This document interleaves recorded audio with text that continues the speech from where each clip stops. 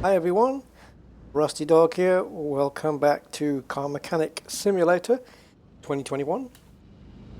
And I have a couple of cars. Now I bought them at a junkyard. This one, I may have bought this at auction. I can't remember.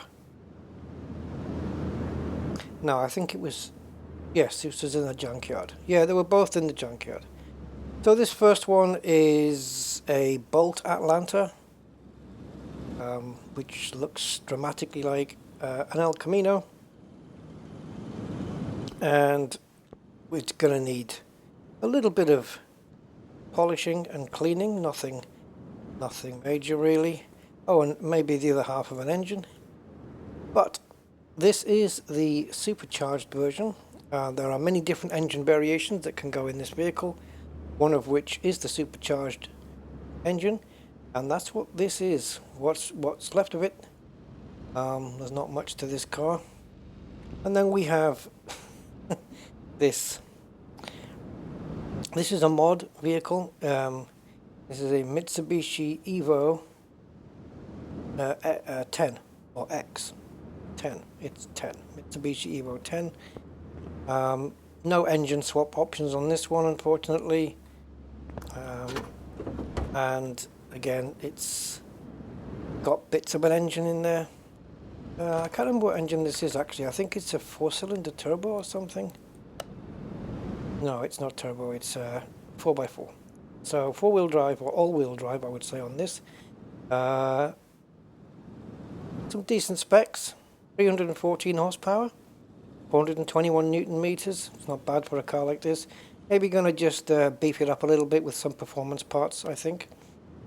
Seeing as how we're not given any engine swap options, we'll maybe just beef this up. This thing is in a absolute sorry state, but I'm going to make this thing look fresh as a daisy. Yeah, I know, it's on bricks. I mean, it's not even, you can't even push it into the garage. Anyway, this thing, with the as the standard supercharged engine has it, it's knocking out 1008 Newton meters of torque. That's just stock from this engine. So imagine if I add performance parts in there as well. 537 horsepower, which is a good decent amount, but this is where it's going to count. That twisting power on the wheels to push the car forward. This is a serious number of torque. This is a lot. That means it's going to, yeah, you could probably stick it in 4th gear while you're doing 5 miles an hour. Put your foot down and she'll take off pretty well. It's the power to twist those wheels. That's what your torque is. So I bought this for 5,172 off the junkyard. A little bit overpriced by the looks of things, but we'll soon fettle that. Whereas the other one, also a junkyard purchase, was bought for 2,900. If I sold it right now, I'd make a profit of 203 credits, which added on to my almost $500,000 would make me a little bit richer. Right, so the question is, which one first? Well, it's going to be this one. For 2 reasons. One, it's in the worst state. It's also a UK car by the looks of it, or New Zealand. It's right-hand drive. And this one, well, it's going to have leaf springs and all that stuff, and I'm really fed up with leaf spring cars now. I want to get something a bit more modern. So, without further ado, let's get both cars in the garage. We'll put this on car lift 2. That means I've got to walk outside. Go out this door, I think it's closer. And on this one, we'll move it to car lift 1. Okay. Don't ask me how we got it here. Forklift, or maybe 15 guys lifting it up. I don't know. Anyway, it's here. So currently, as we just seen right now, we've got a 203 credit on that. So this is a newer version of Car Mechanic Sim. So one of the things they have added in is with the welder, instead of it being a fixed amount of 500 credits to do welding, it's now based on the vehicle. Now, I don't know whether they specifically meant that it's based on the condition of the vehicle. In other words, how much welding needs to be done. Because some cars may have a better chassis than others. Because obviously welding doesn't sort out body panels as such. If the bonnet is crumpled, it's going to stay crumpled. But the chassis is all going to be sorted. So since I've installed the newer version, I haven't really used it. But one thing I do know is that they've added a feature that I actually requested on the forum. Whether it's because of my request or other people have requested it, I don't know. But I remember saying that when an engine is on the stand, you see, when you get over here and you're looking at an engine on a car, and you've now focused on the engine and you right click, you can just go straight to the tablet and buy from the shops without losing focus off the engine. You don't have to like do this and step away from the engine, which makes things a bit handier because you can just focus, buy a part and stick it on without losing focus on the engine. But you can also press T, which gets you there as well, quicker because it's another step. And the same with the engine. When the engine was on the stand, you could focus on the engine and press T and you go to the shop. But when you right click on the pie menu, there was no tablet. So that's been added. I did request it because it's sometimes you right click just out of habit to go to the shop. And then you realize, oh, there's no tablet there. So then you have to click again to come out of it and then press T to go to the shop. So it's just as much work in the end. And they've also added the ability to rotate the stand while still focusing on the engine. That's handy. Yeah, so a couple of things changed. Okay, so let's get back and let's stick the welder next to the car and see where we're going. So let's see what this is going to cost. Oh, 500. So maybe this is set to the max. Maybe 500 is the max they're going to charge, and my car's in the worst condition possible.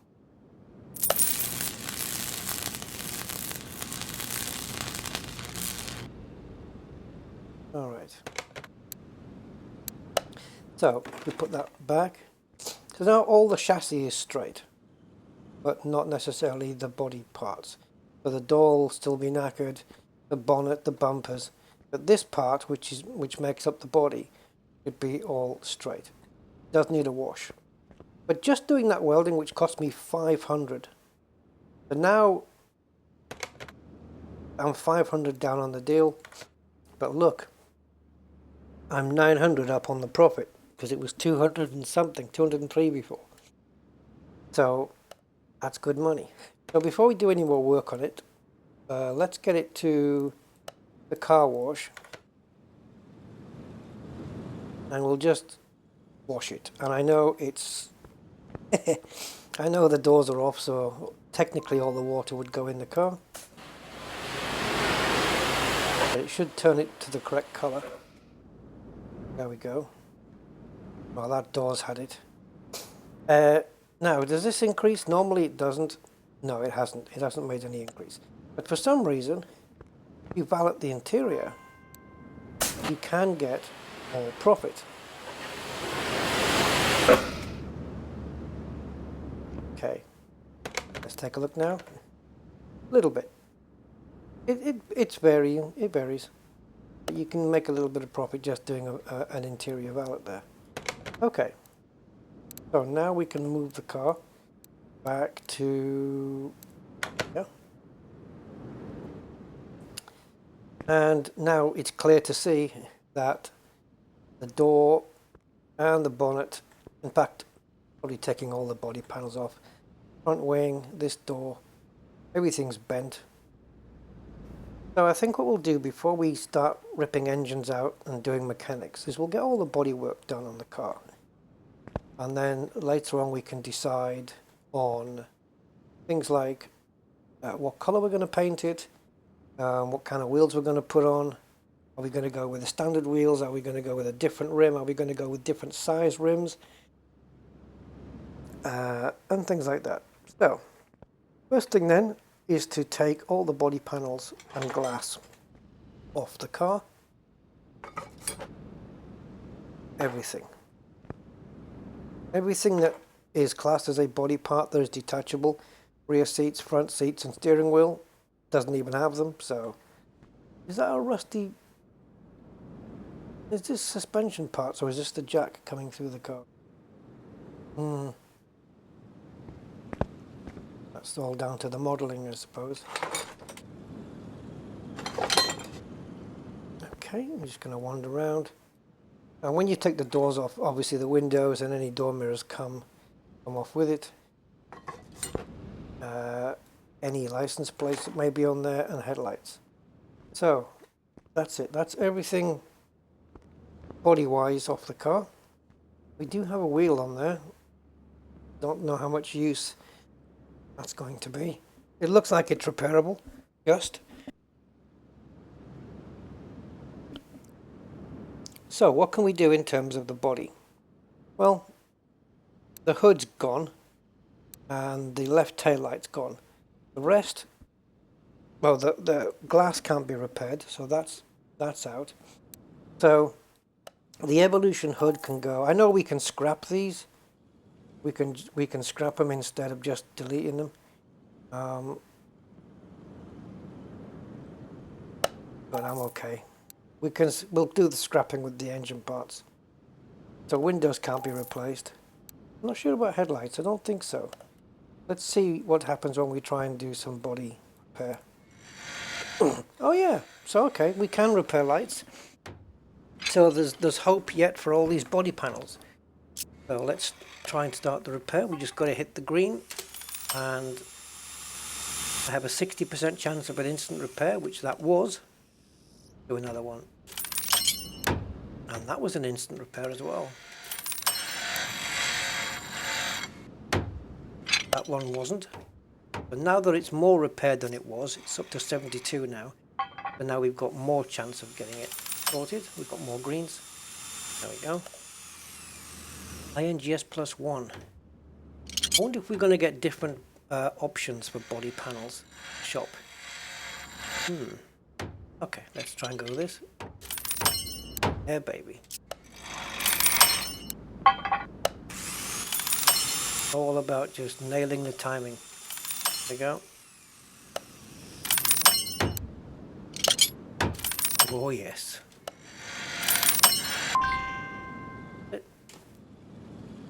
Alright, so if we look now in our inventory, everything is good. So we can start putting these back on the vehicle. Sometimes I like to leave the bonnet off. Just easy access into the engine bay. But for now, put it all on. Oh no, it wasn't the bonnet, sorry, bumper. And this door, wasn't it? And it was, I think one of these tail lights came out okay. The other one.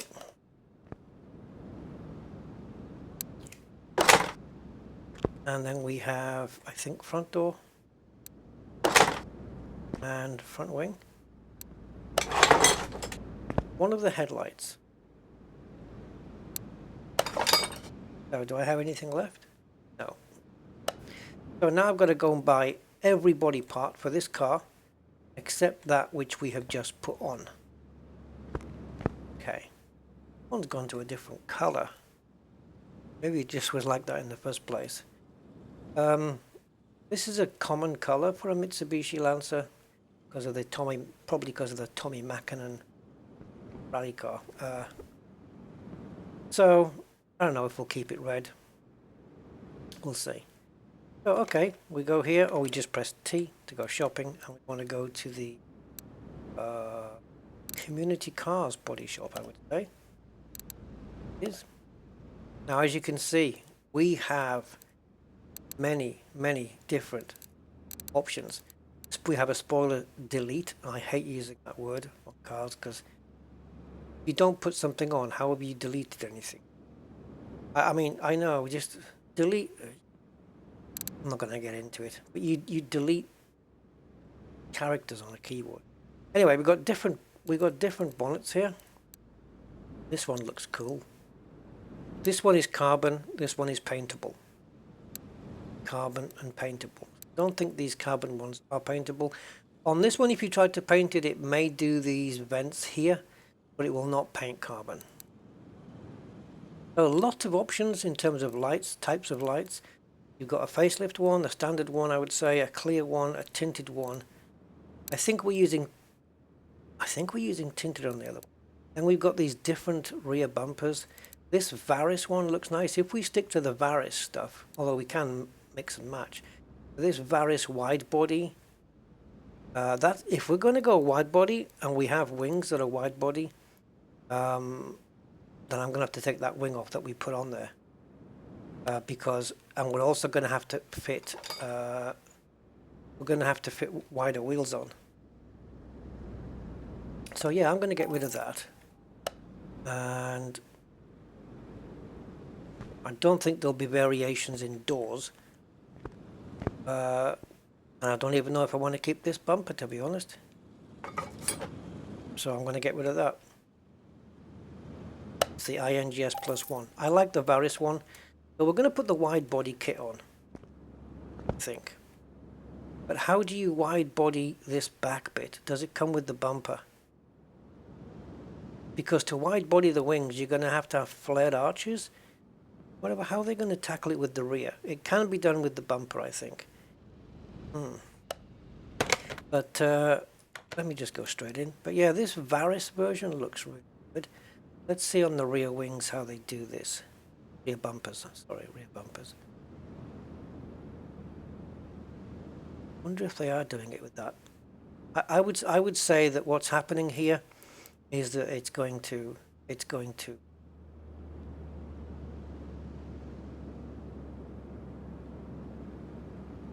I seem to have lost them. But yeah, so these rear bumpers are going to go over the rear wheel arches as well. I would say so. So there's another wide body there. Kevman's wide body and Varis. Varis looks like it might give it more of that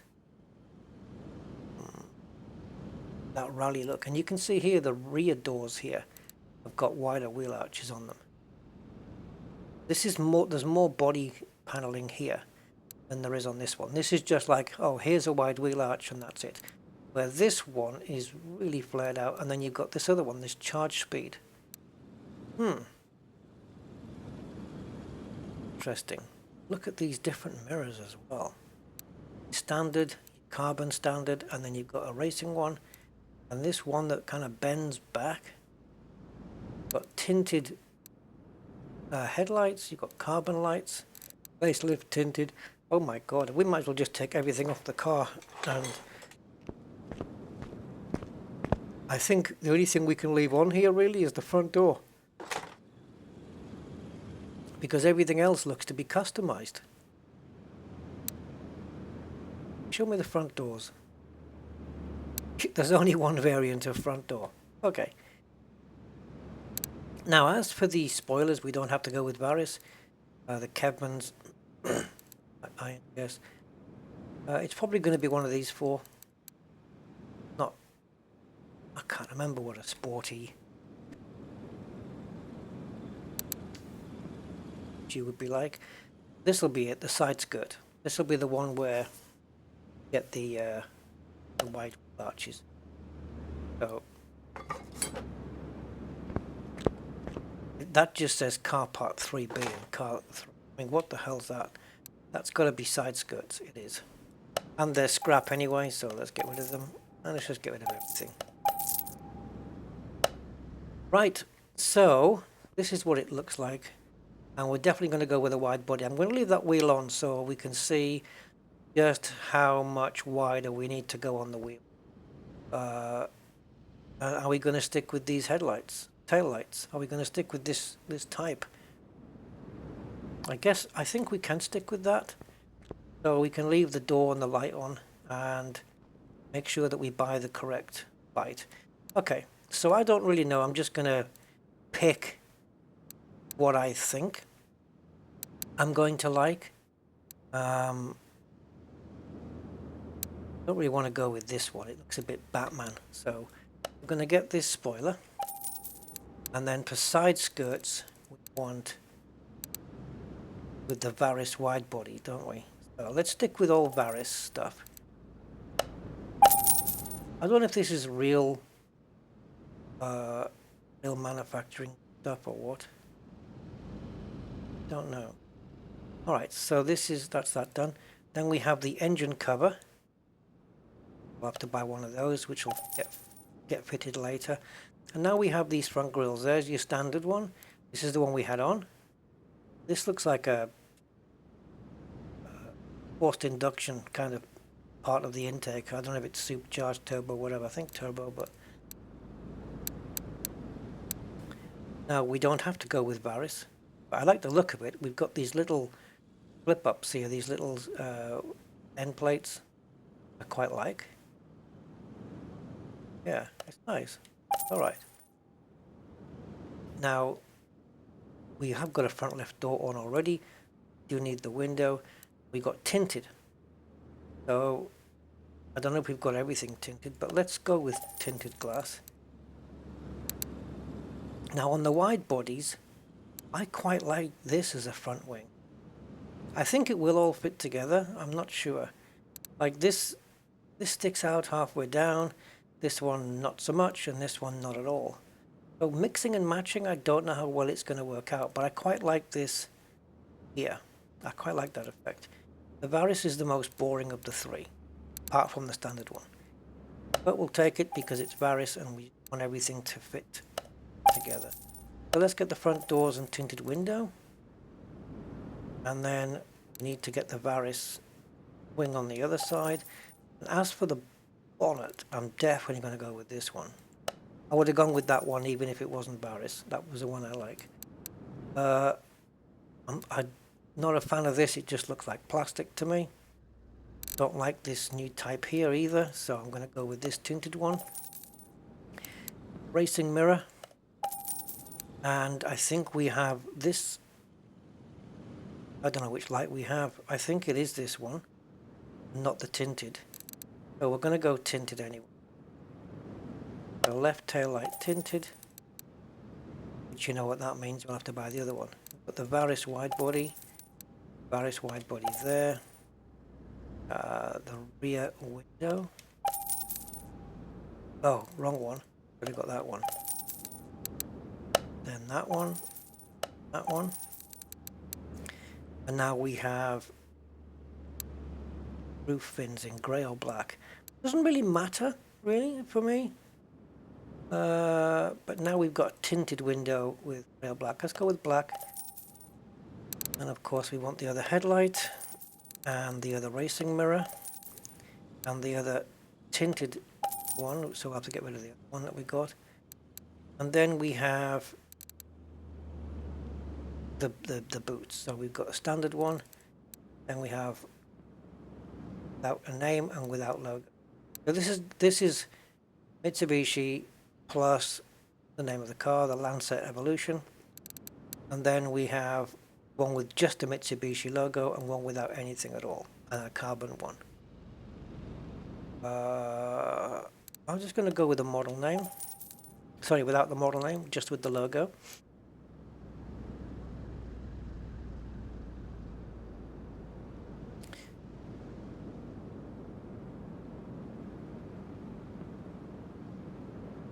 Are there two sets of lights? Right tail light Oh, trunk tail light. Right, okay, we'll go for tinted again just to stay in with the rest of it. And this one. So, we have made, or I have made, a little mistake here. And I got a window that wasn't tinted, so that one can go. So, tinted there, tinted there, tinted, tinted, tinted. All bought on Tinternet. So that means this one. Question is, what was that one? Was it tinted? No, it wasn't. It had paint on it, look. The painted part. Okay. Right, so I think we've got everything now to... The only thing that stayed on the car in the end was the door. Yeah. Oh, well, you know. We could leave all the parts off until the very end. But I know you guys are probably going to want to see what it looks like, even though there's going to be no wheels on it. So if we stand at this corner here, we can get a lot of parts fitted without moving. We can do things such as, we can even reach the rear left door and get the mirror, the glass, sorry, in. Same with this one and the mirror. And if this doesn't, I was told by the guy, if this doesn't fit, I can turn to fender. There should be a door really to go with this, because that's just going to look weird now. That's going to look strange sticking out there without a door to conform to that. Put that on. Put that on. The car's going to look pretty badass, considering the junky heap it was when it came in here.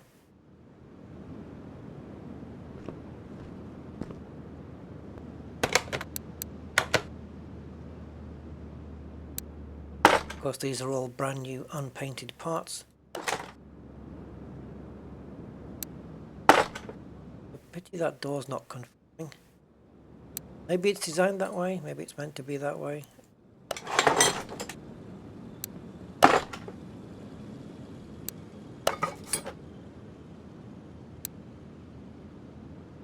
This is the Varis one. It would be nice if the side skirt had a bit of plastic coming up here that kind of molded into the door, but it doesn't have such a thing, so that's that out.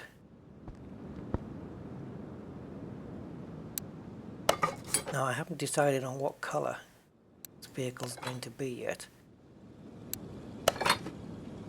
Ah, there is a set of light. All tinted. Get the spoiler on. Oh Jesus. Well, I wasn't expecting it to be that big. It's not the size of Tanzania. Jesus. That's a bit big. But I like the wide body. So with this wheel on, yeah, you can see now the wheel is tucked right in. So we're definitely going to either have to get wider wheels, or we can use the same size wheels but just have a larger offset. I might experiment actually, try the same width wheels but with a larger offset. So in other words, they're going to stick further out from the car. I think that's how they do it. Or does it though? It may be on this game that it goes from the hub inwards. So what I mean is, if I can get the car up in the air, when you have an offset, instead of the offset making the wheel so when the hub of the wheel marries up to the hub on the car, the offset goes from there, and you can have an offset that brings the wheel out by virtue of the fact that this is either further in, or that the rim may be a bit more of what we call a deep dish, where the inset goes further in, bringing the wheel out. Or you can have it offset, which I think is how, I think this is how CMS 2021 does it. The offset will keep the wheel in place here on this side, but make the wheel go further in this way. So that's great if you want to, if your wheel is already flush with your wing, you have a big offset, and put wide tires on, they go back in here. Kind of like, if you go really with a big offset, you can have like dragster tires. You know, the ones where they end up in here. I think that's what it does. So I think the only way, like if we want wheels to be offset going inwards, then we use the offset function. If we want it to come outwards, we're just going to have wider wheels and tires on. Simple as that. So we're really going to have to get some wider wheels on. What sizes, I don't know, but whatever it is, it'll be the same front and back, I think. We can maybe go with a slightly bigger tire wall on the rear, just slightly, just to maybe give the car a little bit of rake. But it won't, the thing is, it'll be hardly noticeable. So, all right. So, now that we've got all the body parts on,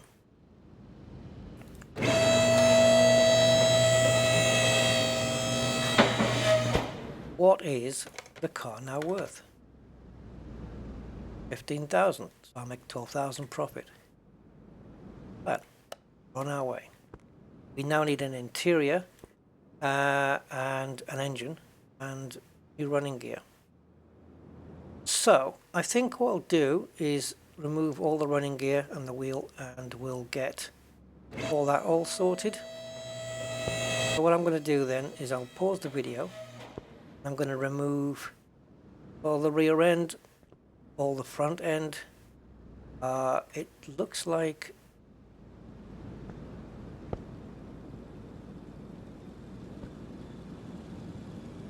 we do have a gearbox. Longitudinal engine. So no exhaust to speak of. It's four-wheel drive, so there is I think here, even though the gearbox is slotted onto the side there like that, there is still a prop shaft or drive shaft. Goes into there, I would imagine, and goes all the way down the tunnel to the back. Because if it's four-wheel drive, well, there's going to have to be a connection between front and back. That's how life works. Right, so we'll get off all the exhaust parts, everything off, and then I will be back.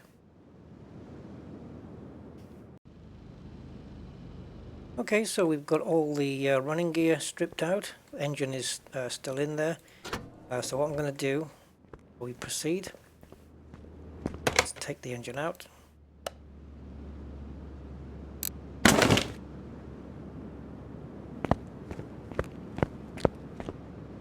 Nothing else holding it in. I've pulled the gearbox out as well. I'm debating whether I'm going to even need to keep the same gearbox. So what I'm going to do, because we're going to be using a few performance parts on this, like pistons and maybe cams, if it lets us, I'm going to use the existing gearbox for the first drag run. And then what we'll do after that is, if it tops out, if the gearbox tops out too early, then we'll have to put another gearbox in. Because with a standard gearbox, you can't adjust ratios. Or at least you couldn't in 2018. I don't think you can do it now. So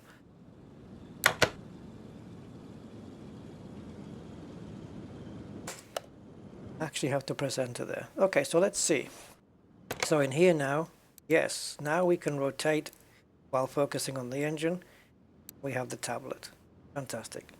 I don't know why that wasn't there in the first place or from the off, but it's there now, so that's leave it at that. And we're good to go. That's fantastic. Great stuff. Also, what's been changed, I think, is something to do with the timing and the look of the brake lathe. So we'll have a look at that in a second, because it used to take a little while before. Maybe they've shortened the time it takes. So not only have I taken off all the running gear, split the suspension and the wheel and the rim, which I'm not even sure if I'm going to be using that rim really. We'll see. I might do. I don't want anything too blingy, because I don't like wheels that are too bling. I find them, most of them look, I don't know, maybe not most, some of them look cheap, make the car look cheap. Tacky, maybe. Anyway, I've also been to the repair table and I've repaired all the parts that were possible to be repaired. I didn't have any failures. So what we're left with is all of these, that was already freshly bought anyway. We repaired everything of this. And then from here down, these are the unrepairables. So we're going to add all of this to the shopping list, and then, well, actually not quite everything to the shopping list, I don't think. See if we've got anything salvageable here. Yeah, we do have a brake disc salvageable. Well, let's go and try that machine out. See if I can find any differences with it. So we're going to stick. We've only got one that we can salvage. Let's see what happens.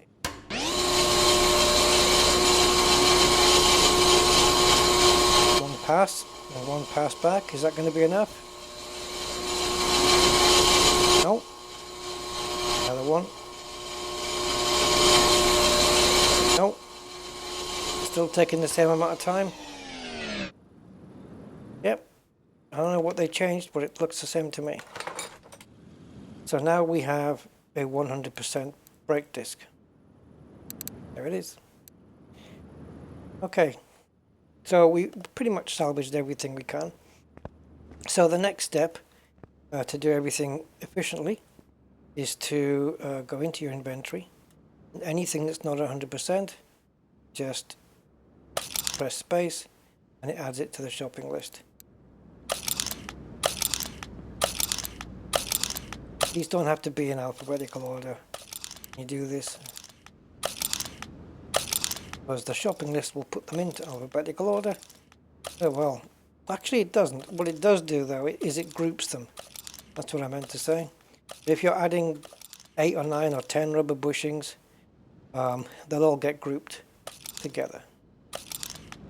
Got one exhaust part there.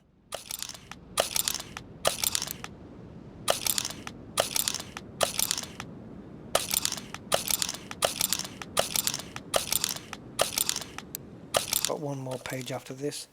Not sure whether I'm going to buy that wheel. I might just keep it in my inventory anyway though. I'll look at rims later. I'm not going to add that one for now. Or the tyre. Currently it has a sport tyre on there. We're going to be putting race tyres on, I think, on this one. I don't think we're going to be making that much difference in power, so I don't think there's any need to go for slicks. So 245, so you're probably going to have to go to 285 or 295 to make the wheel stick out enough. 295 I would say, and if we're going to go to 295 then this tyre wall ratio is going to have to change as well. It has to, because this is a percentage of this. So if the width changes, the percentage has to. Otherwise the tyre wall's going to get bigger than we want, and we're going to get a bigger diameter, which is going to either poke through the wheel arch, and it's also will make your speedometer incorrect because it's got a larger diameter wheel, and you'd have to get your speedo recalibrated, probably. Of course, it doesn't matter in this game. Okay, so now that we've got everything that we want added to our shopping list, we can go and scrap the parts that we don't need anymore. So this workbench is only going to scrap parts that are orange and red. So again, this is the same thing, but you can hit yellow, you can hit blue, and you can hit green. It doesn't matter. If you hit blue, then you get a bit more points. Let me just see if I can get my rhythm back. Okay, working on it. I can do it better forwards. Okay, I've got it now.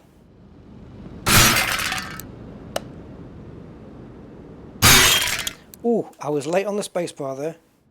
There we go. Oh yeah. Once I got like 9 blues in a row.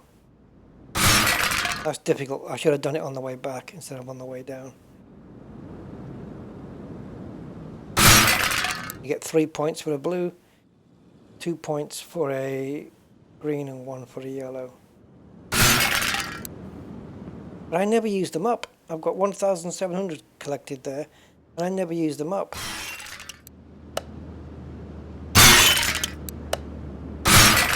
Ooh. If you average it out, you're probably better off going for green. Unless you're feeling confident.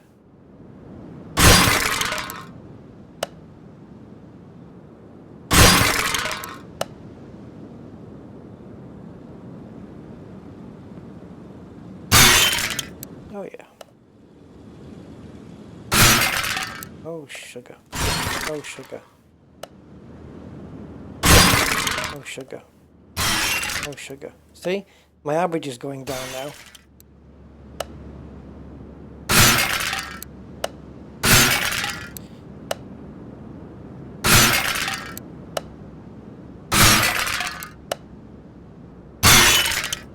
Easier to hit the 2s.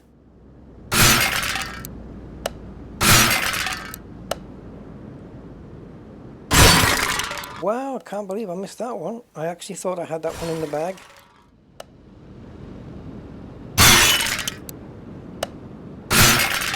Missed those last 2 because I'm concentrating on the rim coming up now.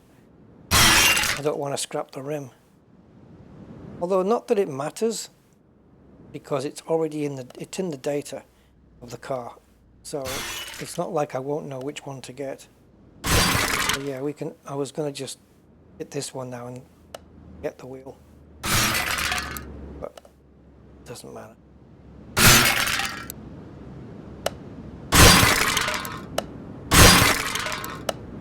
It's difficult to do it on the first run up.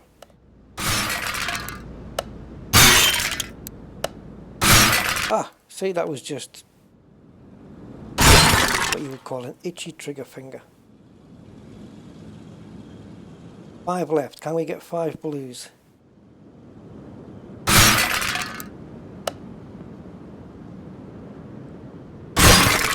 Oh, you sweetheart.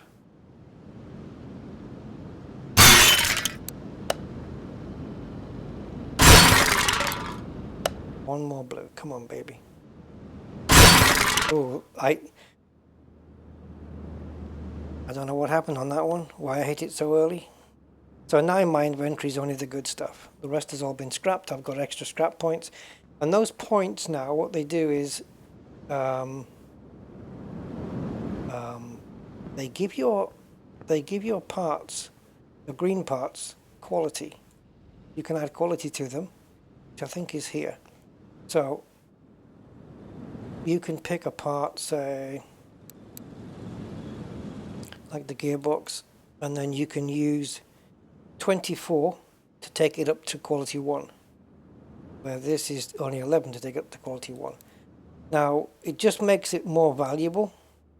I don't think it makes it more... It's not like an upgrade, I don't think. It's just quality. Like if I upgraded now, it'll be 1 star, then 2, then 3. But the next upgrade from 2 to 3 won't be 24. It'll cost me more, and then more again.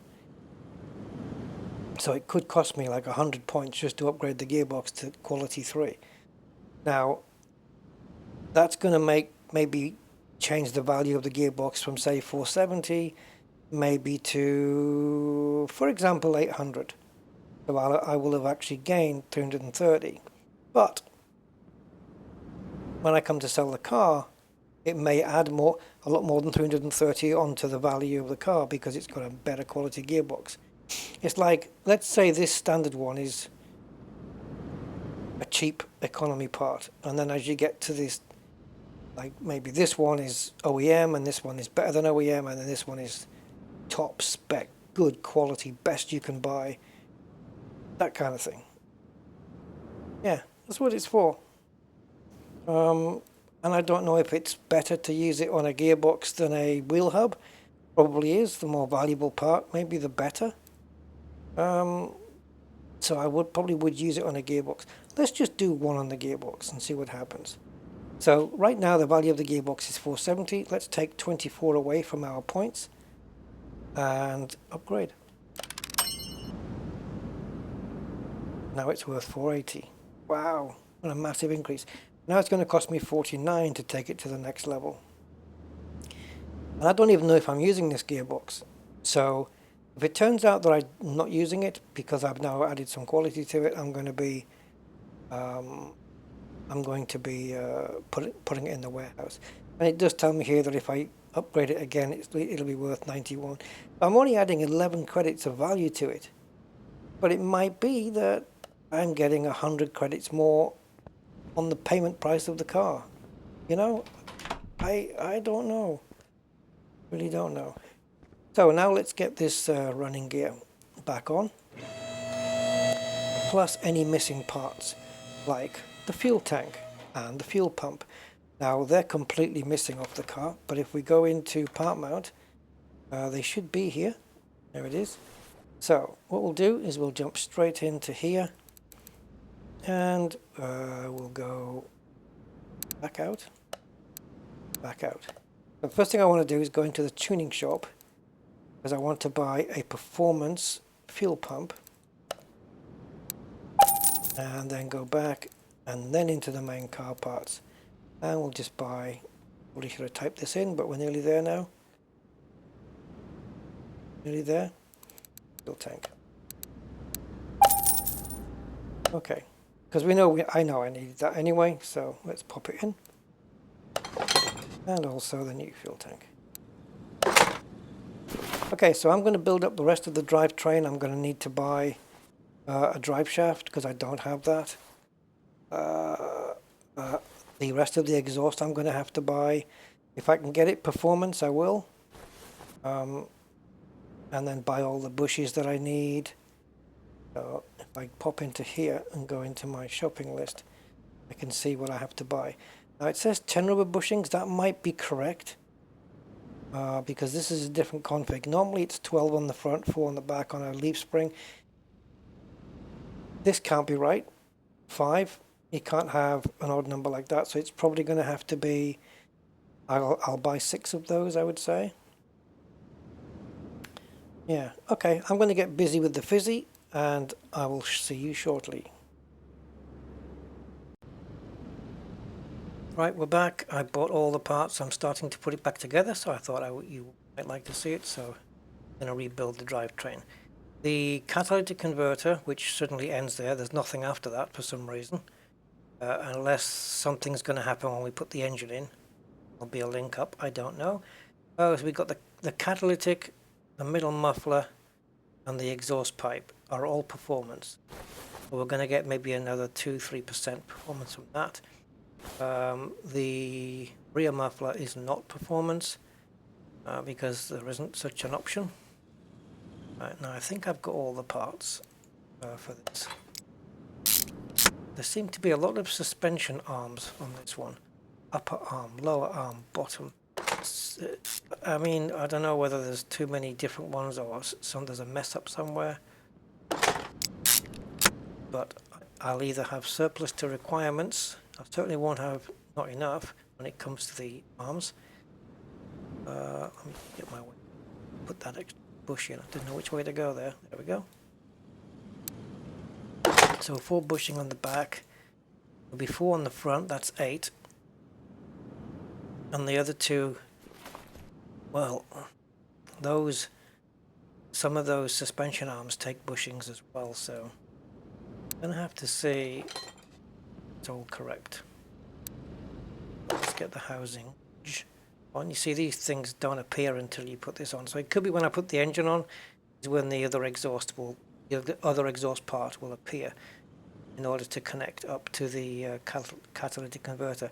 Either that or it'll just sit there like that. I think there's just going to be a gap there, to be perfectly honest. So for example, here we have a small and a normal rubber bushing to go on. And if there's any more rubber bushings to go on after this, Well, then we don't have enough. We're going to have to buy more.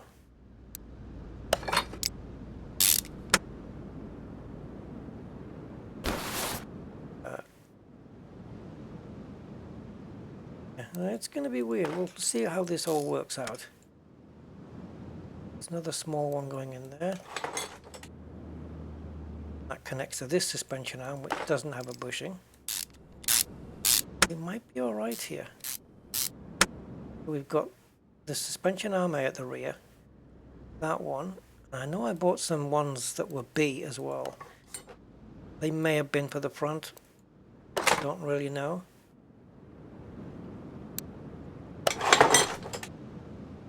Okay, now here we'll build it up.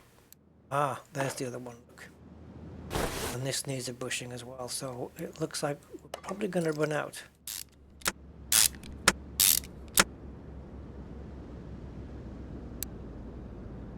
Yeah, we've got four. Yeah, we've got four left, right? And that's going to be for the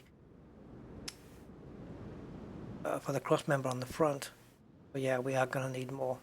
And there's another one to go here, look. But these take two smalls. That kind of works out, but I think we're still short of a small one then. Yep, we're going to be short of a small rubber bushing as well. So more bushings to be bought, both normal and small. I believe we've got the rear drive axle as well. I love it when it all looks nice and clean and shiny. Now, as for the calipers, I'm going to hold up on those because they can be painted, and the norm is to paint them red because that goes with kind of any color that you're going to paint the car, really. Some people do them blue, some people do them yellow, some people have them in black. Black is kind of a fits-all as well, really. Or you can just leave them as they are in their standard grey colour. I suppose you could even do chrome ones if you were so inclined. No, we're going to run out here. Yeah. So, let's buy... So we're in the performance shop, in the wrong shop. Let's go walk down the road. Go here. So we know we need one of those. I'm definitely going to need at least two of these, I would say. Maybe even two more. We'll see.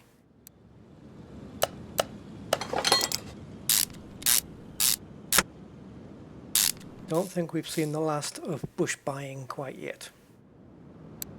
Because there's another one to go in here. So this one goes in here. That leaves us with 4, which we know goes on the cross member. There's no way that there's no suspension parts on the front that aren't going to require bushings of the cross member. There's no way, no way, no way. There has to be at least 2, probably 4. But minimum 2, I would say.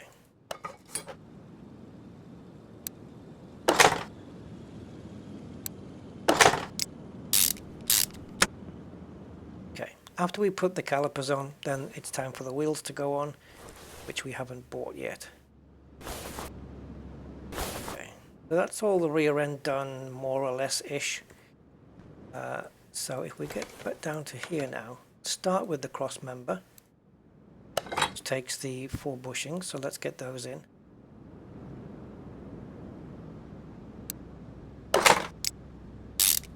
Do all 4 right now. Not. Is that an intercooler I just saw? Could be. No, radiator, large intercooler, one on the other side. So yeah, good. We've got a bush here. And when this one, I've got no more bushes left. Going to want more, possibly, once I get these knuckles on. Let's get the sway bar on. Yep. Yes, indeed. These take 2 each. So we're going to need 4 more bushings, which I did say was the most probable.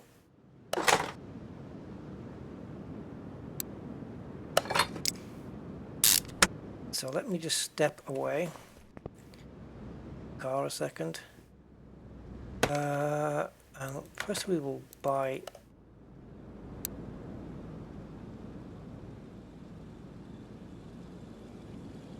bushings, and then I have to think about that, but yeah, join these up so we can get the front suspension on.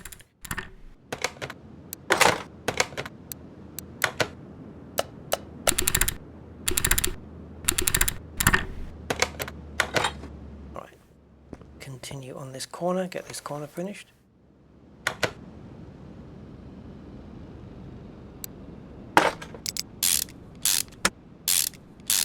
And then this lower suspension arm. Ah, we didn't buy any. Well.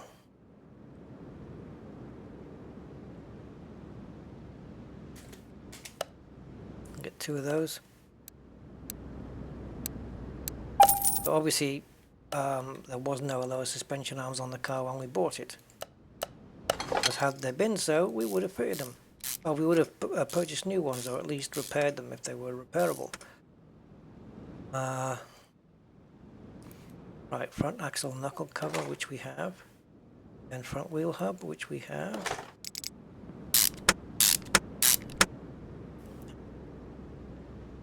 Which we definitely have. And a ventilated disc. And brake pads. And calipers. Ready to go on there now. Don't remember buying those either. Sway bar front end link A. So sway front A will do. Sway bar front link A. 2 of those. Oops. Because we definitely need one, but to the side.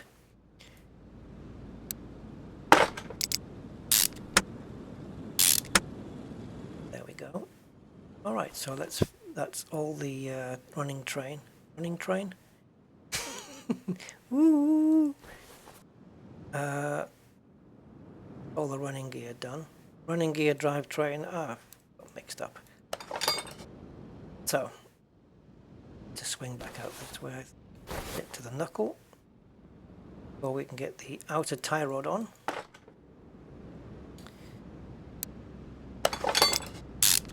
And the wishbone. See, it looks like a wishbone, so to speak. And this bit, front shock.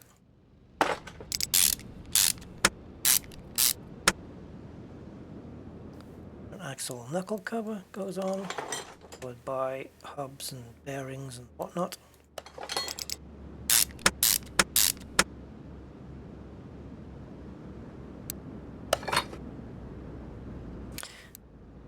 If I remember rightly, I think this car only cost me like 2,700 or 2,900 in the junkyard, something like that.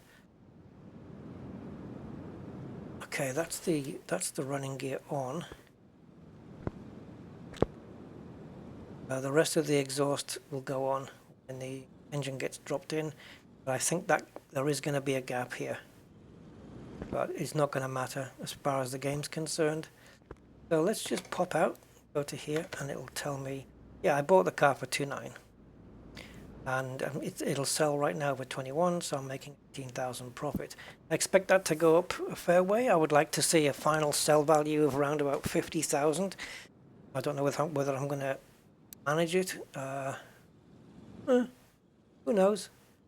It'll be nice if it happens. Lots of bits missing still though.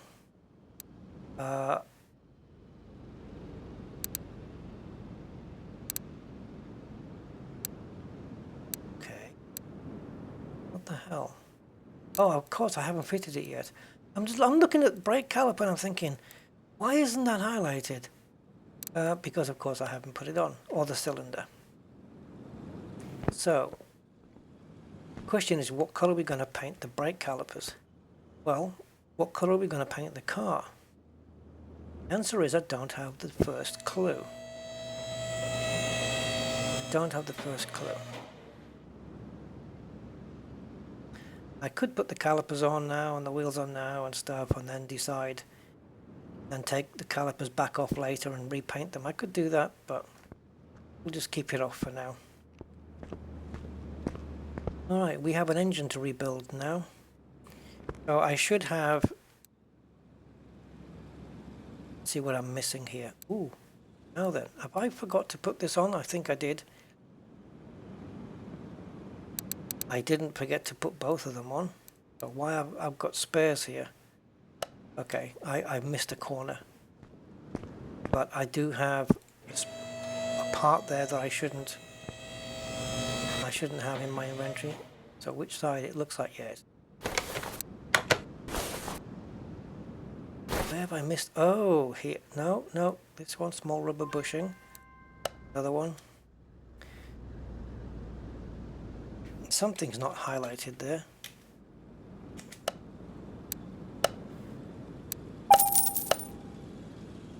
Something's not highlighted. I don't know why. But one, there. It's the bushing to put the suspension arm on. That's why I didn't spot the damn thing.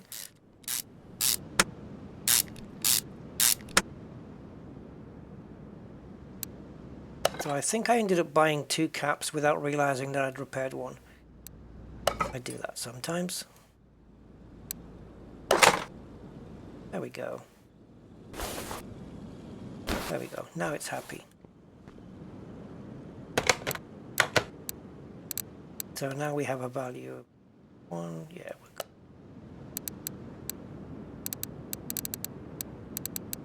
What's going on there? Oh, fuse box. Okay. That's alright. Alright, so in my inventory is that. These go with the calipers, that's okay. The front drive shaft can go on right now, I think. As can the gearbox. No, it can't. God, look at that. No, they can't because the engine needs to be in, so does it for that. Spring cap we can get rid of, and I don't think I put that on, you know.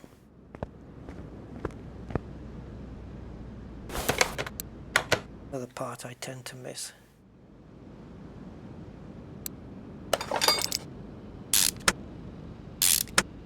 Alright, we're good. So definitely for sure, get rid of... Oh, I did get rid of it. Okay. So, if we go shopping, bring up the shopping list. Just clear everything from the list. Bought everything. Yeah. Right, so I'm happy with that. Ideally though, I would like to get these parts out of my inventory before I start stripping the engine down so I don't get these bits mixed up. But you can't, and you can't group them.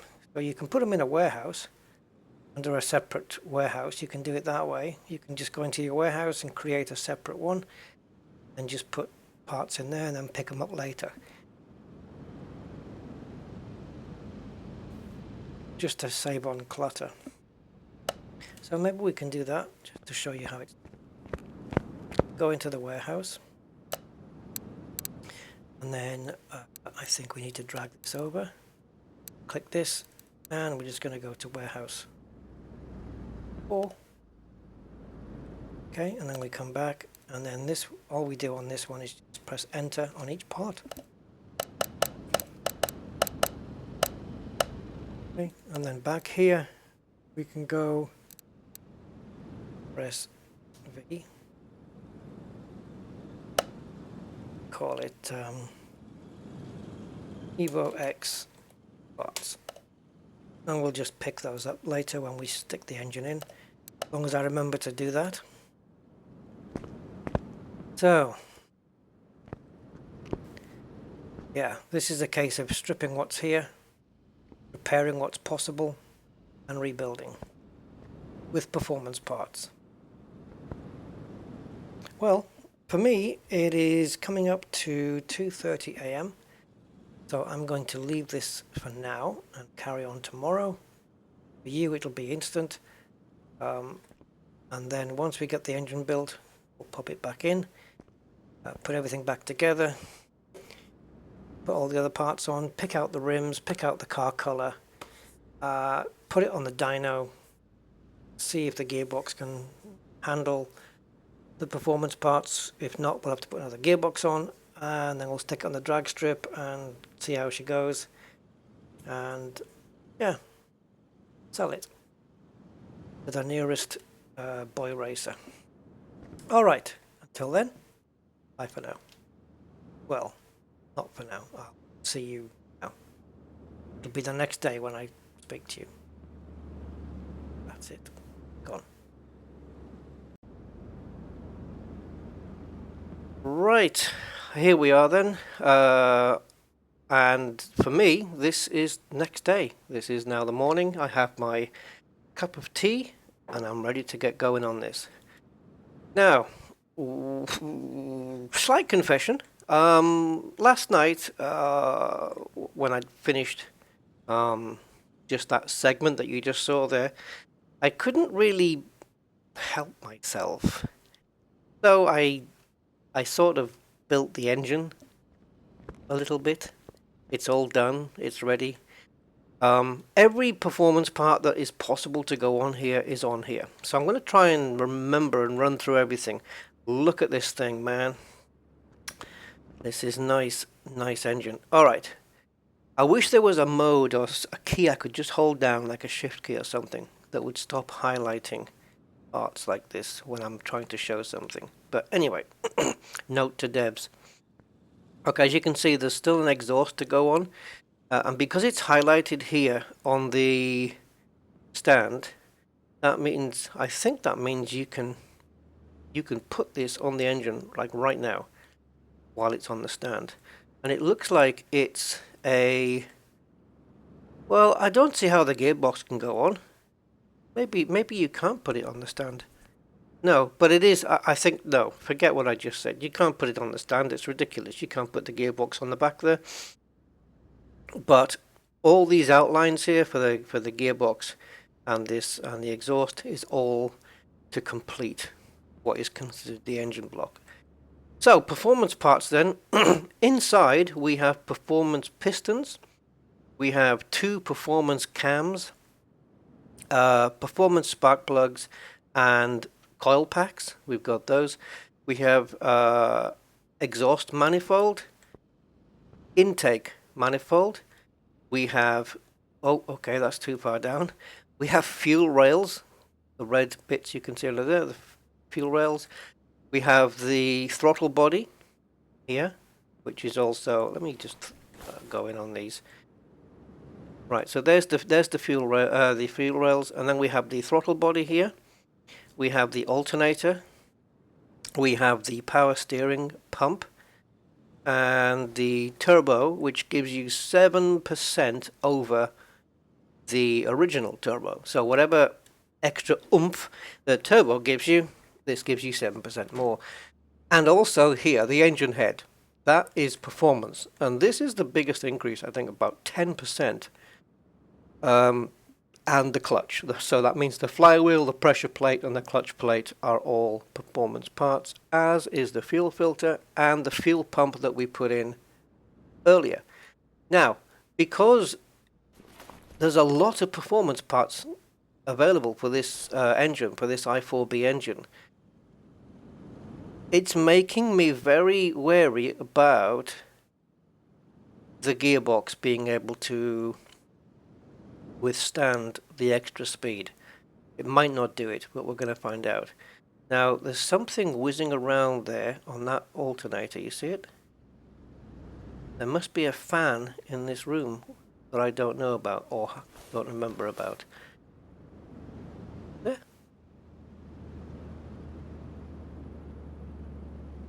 Now, what's it reflecting off then? Nothing moving. I mean, there's a fan in the workshop, in the main workshop, in the garage area.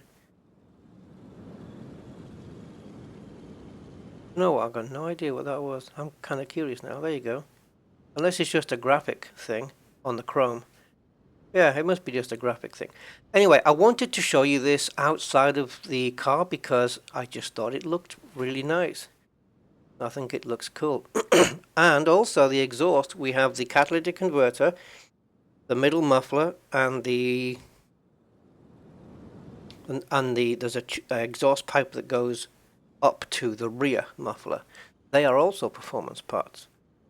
Okay, so if we right click, oh no, we've got to do it on the engine stand. Move away from that, click on the engine stand, and take off the engine. Alright, so it doesn't leave us with a lot left to do, really. All the drivetrain is done. We've just got to pop this in and then get the exhaust bits on. And we're good to go. So right click, and we're going to install the engine into the car. As we can see, it is fully 100%. In other words, always good to check this just in case you've missed a part. But according to this, nothing is missed. So here we go. Now we don't need this anymore, so we can move it. Right. So first thing we got to do then is get up. Oh, maybe we need to do this from above. Don't know. The exhaust I'm talking about. So I need front exhaust section A. Okay, well I'm going to need to buy one of those. So let's pop into the shop. I'm going to see if it's available here, but I don't think we... Oh, it does do them. It does do them. So front exhaust section A, and we want the one for I4B if such one exists. No. So if I just do front exhaust, and then just I4. No, it's different. You see, front exhaust section I4, single overhead cam. It is different. So we'll go back and go here, and it will be front X sect, and then it'll be for I4B. And it's A that we want. Buy that. But that's not a performance part, but it doesn't matter in the grand scheme of things. And as I said, I suspected there's no... This is really supposed to connect to this, but it's a mod car, so it just... There's, you know, there's a few little things. Gearbox, put it on here, and that means... Oh yeah, of course, I stored all those parts away, didn't I? Right, we'll go and get them back. I think I'm going to need the starter as well, so I'm going to buy one of those while I'm here. Yes, I need to go and get those parts that we stored away. Of course, it's in the electronics shop now. Oh, I'm going to need a few things here. Right. I'm going to need... Go back in the electric shop. I'm going to need... a battery. I don't have a battery, and pretty much gonna need an ABS pump and module, pretty sure of that, and an oil, not an oil, a brake servo. I'm gonna come back with this, but yes, I know I'm gonna need this. And also going to need fuses and stuff like that, because I haven't even touched the fuse box yet. That's got to come out and be replaced or fixed. So yeah, we need to get all of the remaining parts from the warehouse that we stored. So if we go to Evo X parts, and then we just want to move these back into our thing. Right. So this warehouse is now empty. So I want to rename, I think, the warehouse.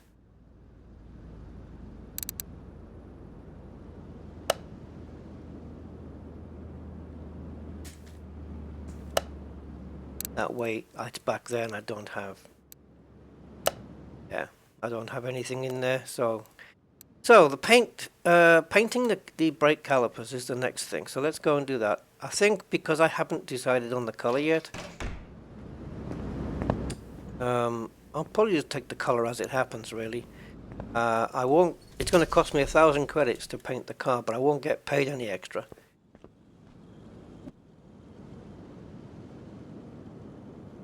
So it is literally 1,000 credits down the drain when you paint the car, from what I can tell.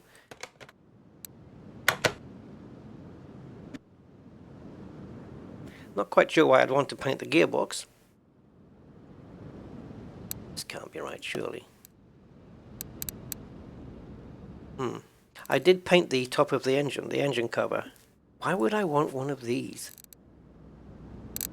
I guess because you can maybe chrome the gearbox. See, the chrome on this looks a bit bad. That looks nice, isn't it? It's only going to cost 100 credits. Paint the gearbox. I don't know, it's a waste of money. Right, so calipers. Well, with the calipers we can either do them in red or bust. But if the car's painted green or blue or something like that, red's not quite gonna look the ticket. That doesn't look proper yellow to me either. What we can do, I like the fact it's got the this knobbly paint. Black would be good. I don't like to go full black, so maybe a couple of steps back. So, and it doesn't even have to be metallic either. We can go pearl, chameleon. You can go nuts with this. Chrome. You can't, again, there's no proper chrome there. Matte.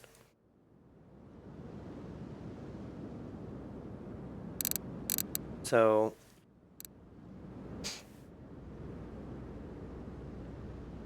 that's probably more realistic.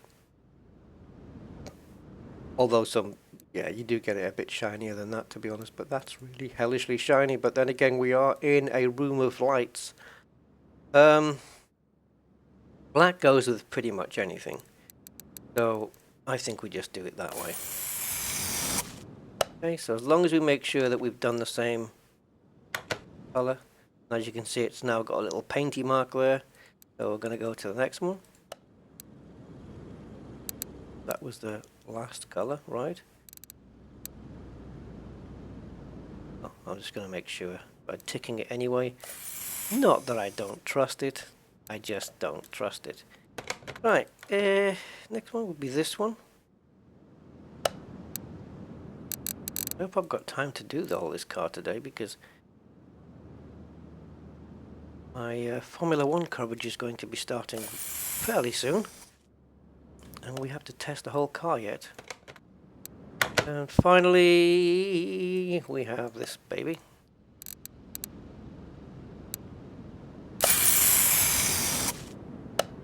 Alright, let's go and get these on the car. Who shut the door? It wasn't me. Who left that door open? It wasn't me. Oh, this place is haunted. Okay, so let's get to installing the calipers. See, black goes with anything. It doesn't matter what color I paint the car now. I don't need to worry about the brake calipers looking an odd color compared to the car. Black will go with anything. Yeah, so we're good. I've noticed though, well, on this side it's not wanting the wheel. Obviously I need to put something in between here and the gearbox. Let's get the gearbox on.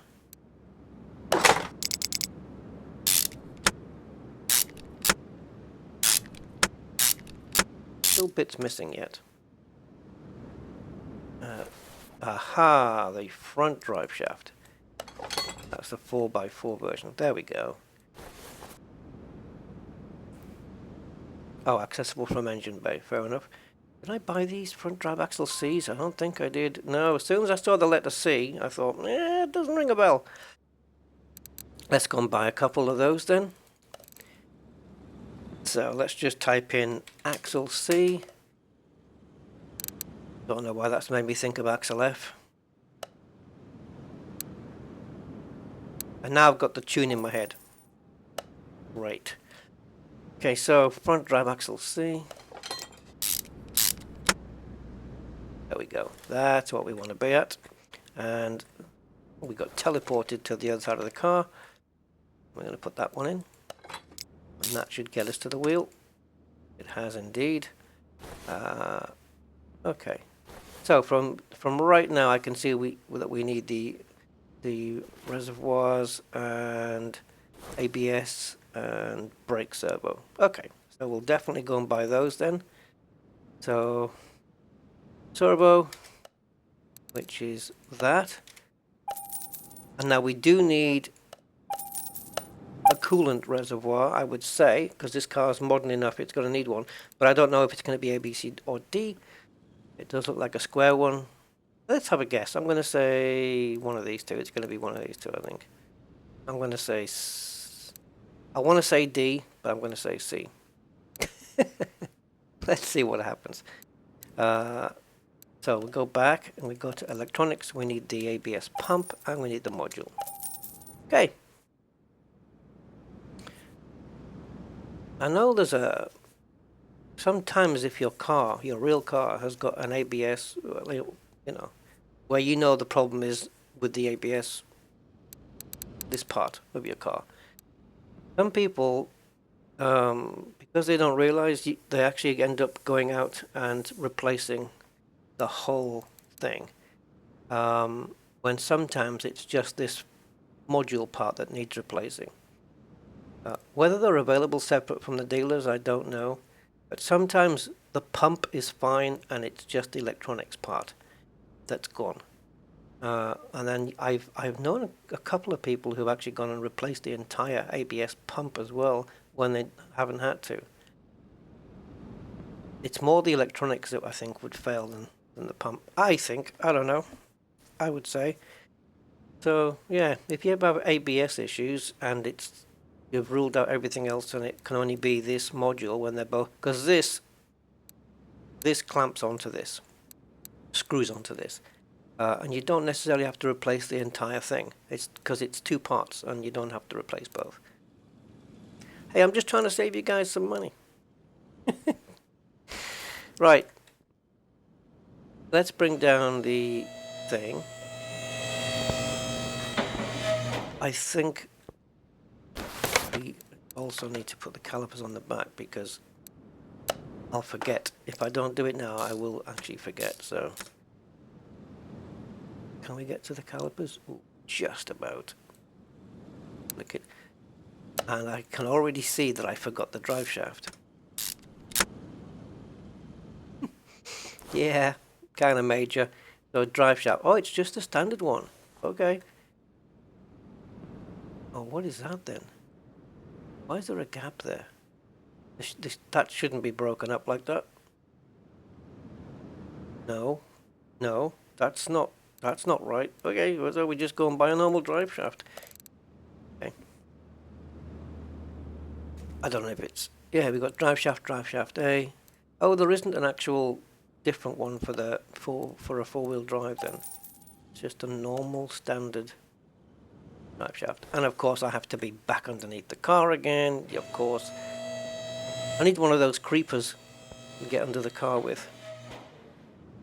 I used one when I changed the radiator on my car recently, and I'll tell you what, they're so handy to just be lying down underneath a car. It's just so much, it's so comfortable. Anyway,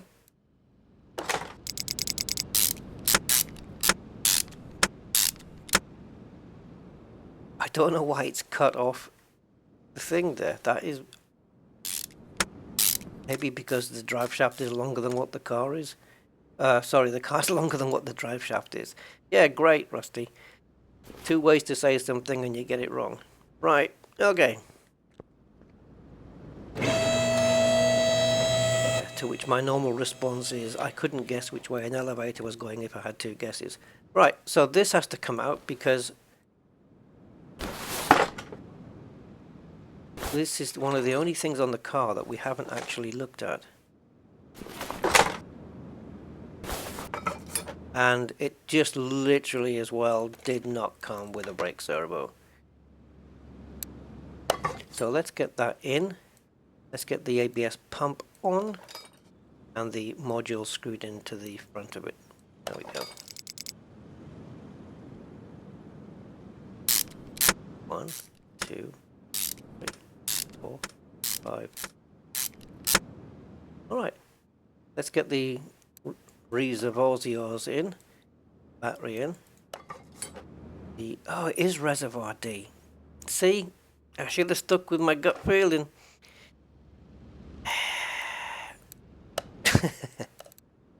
So, coolant reservoir D. Why have I gone in electronics? It's early morning. I still haven't sipped my tea yet. So, coolant reservoir D. Let me have a sip of my tea, guys. Oh my god, yes. That first sip of tea in the morning is just the best. And I do like my tea. Alright, so jumping back out then.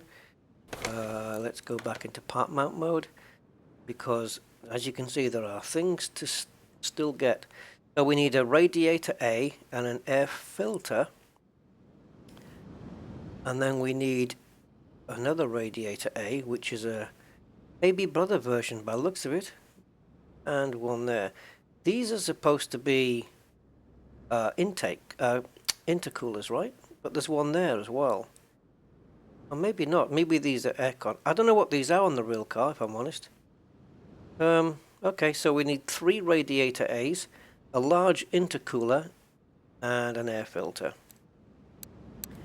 Fantastic. I love how you can rescale stuff. We're gonna have 2 tiny little radiators.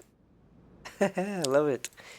So radiator, and then we want intercooler,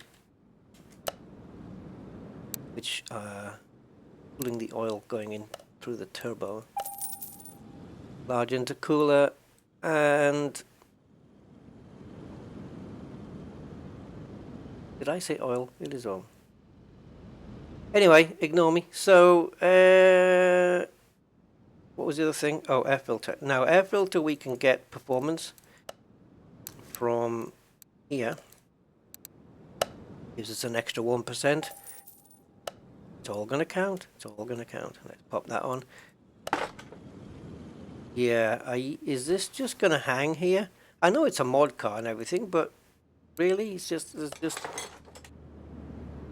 this because it normally would be a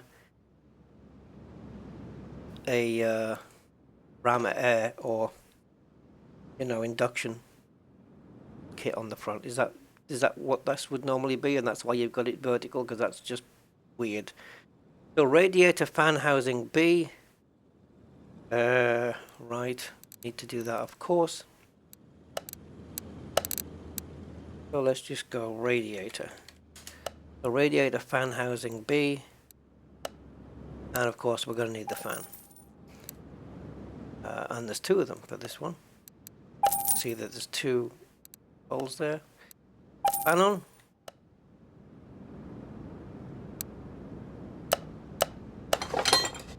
Okay. Wait a minute, I put the large intercooler in. Oh, accessible from under the car lift. Let's do that.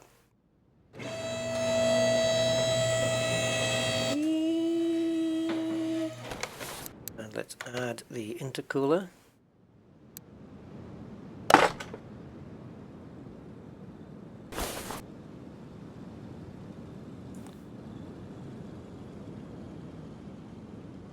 Right. Second, guys, I just need to check on something.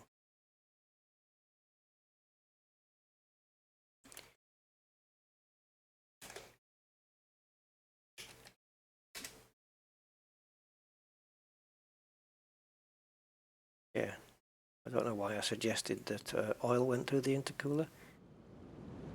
Yeah, it's obviously water.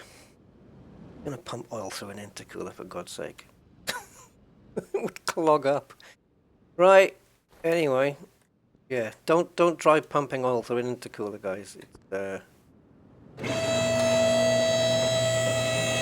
It's not going to do you any favors at all. I don't like this floating aircon. That just looks bizarre. So if I look in my inventory, I've got to put this cover on if I can. Oh, I've got a starter there, look. I've already... Did I fit it? Yeah, you see, it looked like from underneath the car like there was one there. But it was just it was actually just the outline that I saw. Okay, that's good. Now the engine cover. Do I go to assemble mode for that? Looks like. Ah, this is where your air filter stuff goes away. There we go. Now, fuse box. Okay, so we're going to go over to here and see if the fuse box can be repaired. I don't know. It can be. See if we can get this done. Yay. Okay, brilliant. So now we have that. Now, we can't replace these, and I'm not going to bother going over and scrapping them. I just can't be bothered going over there. So we do have a fuse box base A. So we'll go and... Where am I going? Oh, that's how very appropriate. Knowing that I look completely lost. Oh yeah, we need the ECU. God. Car's going nowhere without an onboard computer. So ECU type A.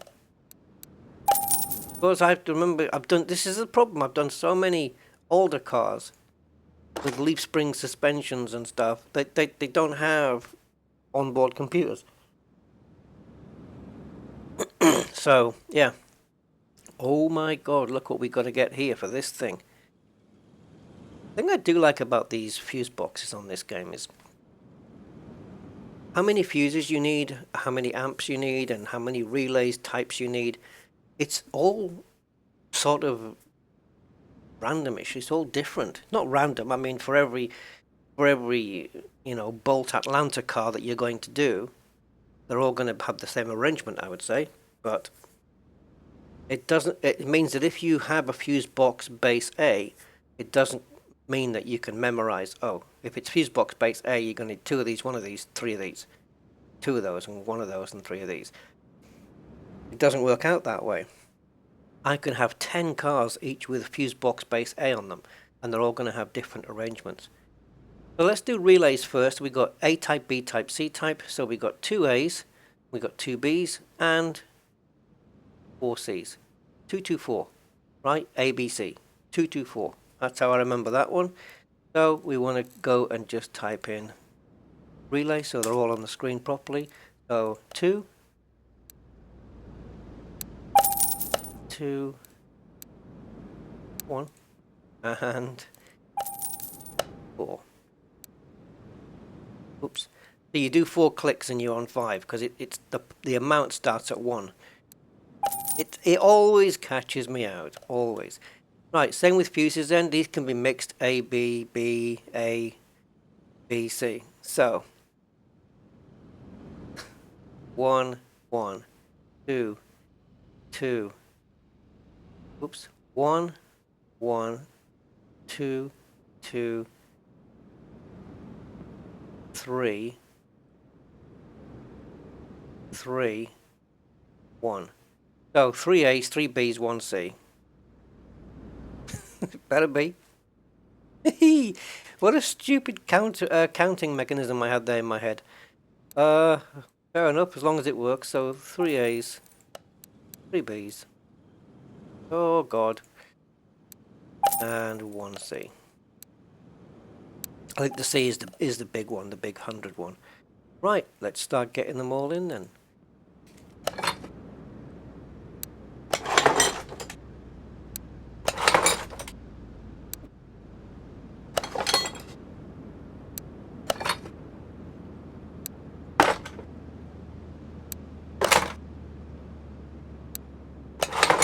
Of course, we will have to buy the top of the fuse box as well. Oh. Which is paintable. And I believe the base is probably paintable as well, but I just forgot. So I can either paint it red. I might do, actually. It's pointless, really. I mean, you don't get any extra I don't believe you get any extra thing for paintwork anyway. I'm not going to do it in this case, but it is paintable. Oh, it was right there as well. Because I painted this red engine cover here. Painted that. Come out a darker red. It's meant to be chrome as well, but it doesn't really show up as chrome. So I thought if I paint the top of this as well, but you can go nuts. It's not like I'm keeping the car. So I think apart from popping the fluids in, I think mechanically we're done. Let's have a look. So I don't know what the overall state of the car is. Does it tell us? 96 body. 96 parts. Okay, so there's clearly still stuff to go on. Frame is done. Interior, yeah, well, we haven't even tackled that yet. These figures will not be... I'm going to screenshot that because those figures are not going to be the actual amount. So what's missing then? Let's come down. Oh, well, yeah, wheels, of course. And, yeah, wheels.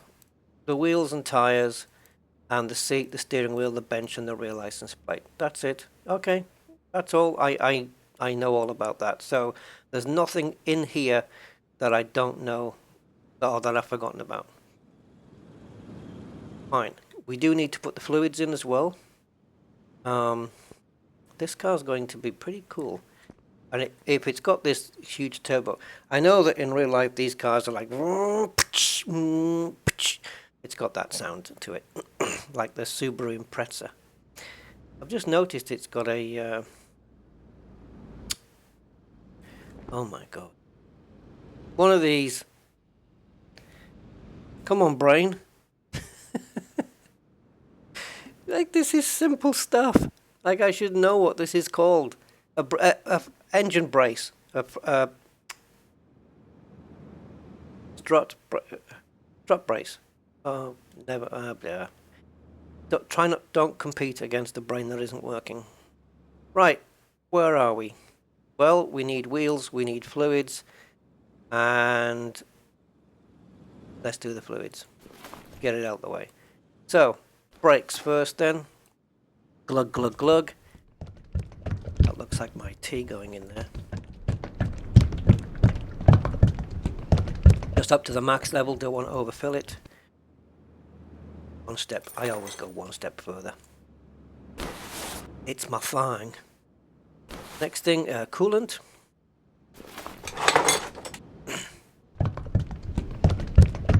Coolant, we can just pop it up right the way up.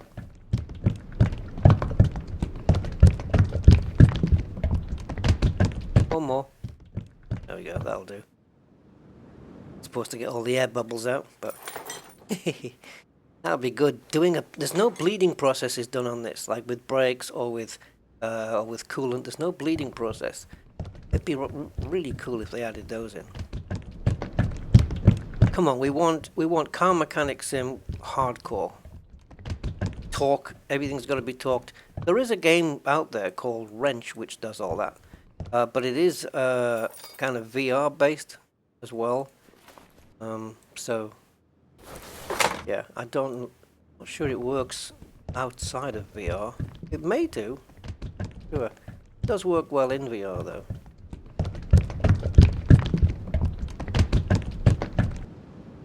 Okay, I think we're good. That's all. Oh, no. I always miss one. Sometimes it's not power steering that I miss. Sometimes it's oil. Sometimes it's coolant. Generally, there's 5 fluids. There's brake, oil, steering, or automatic transmission as well. So brake, oil, steering, coolant, and wipers. Yeah. Right. On mine, though, I've got the same bottle on my car. Does the windshield, and it does the lights. I have these 2 things that just jump out the front of the car, and then squirt the lights and pop back in again. they're like little scared mechanism. They jump out. Woo! It's got the two eyes on it like Johnny Five, and it just squirts the headlights and then just jumps back in again. It's brilliant to watch.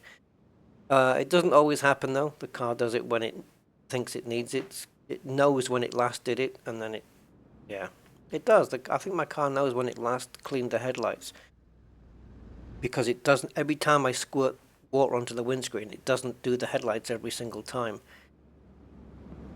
I think someone said it was all based on the last time that they were squirted, or maybe like if you demand water onto the windscreen and you're traveling, say, 70 miles an hour, then it probably will do the headlights at the same time, or maybe because it has a light sensor on the, I'm only speculating now, because it has a light sensor on the windscreen to turn the automatic lights on. It could be that if it's nighttime, it may give you a squirt on the headlights every time as well. I don't know. I know that there's a set program to tell my car when. I can't guarantee that it's going to squirt the headlights every time. I've got no way of doing that. Anyway, there we go. So we need to get the car painted. We need to get some good wheels on here. And I need my phone.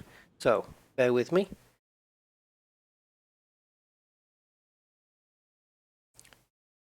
Right. Got my phone.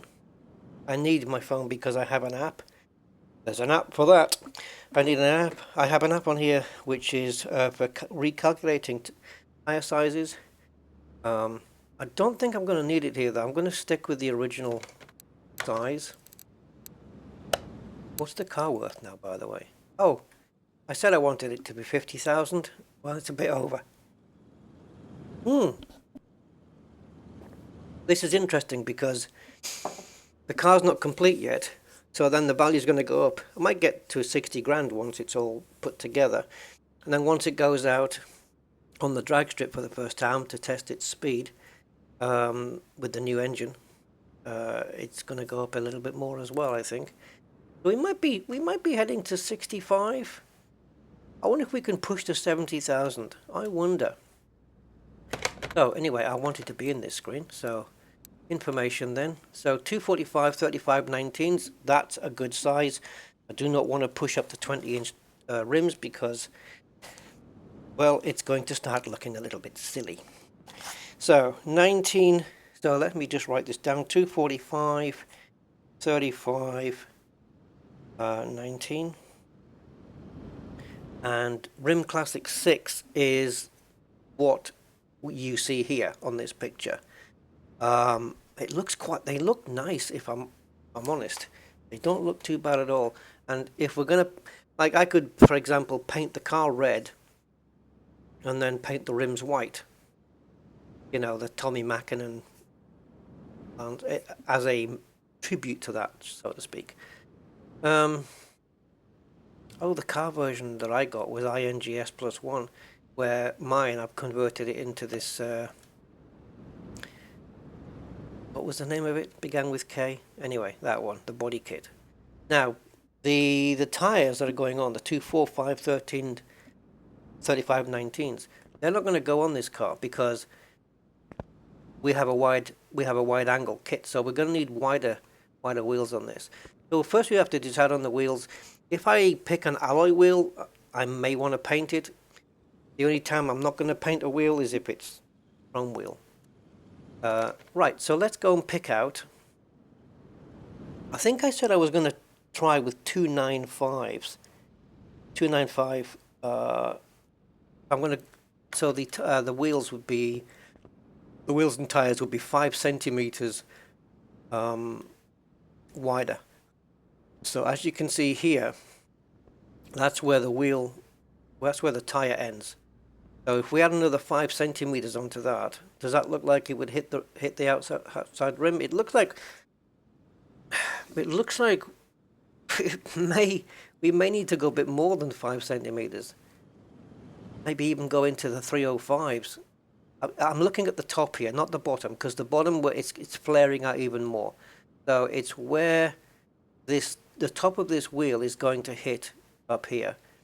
That's where we need to be. It's that gap between the yellow line and this, where you see this yellow line on where it says car part 2, that line versus that line.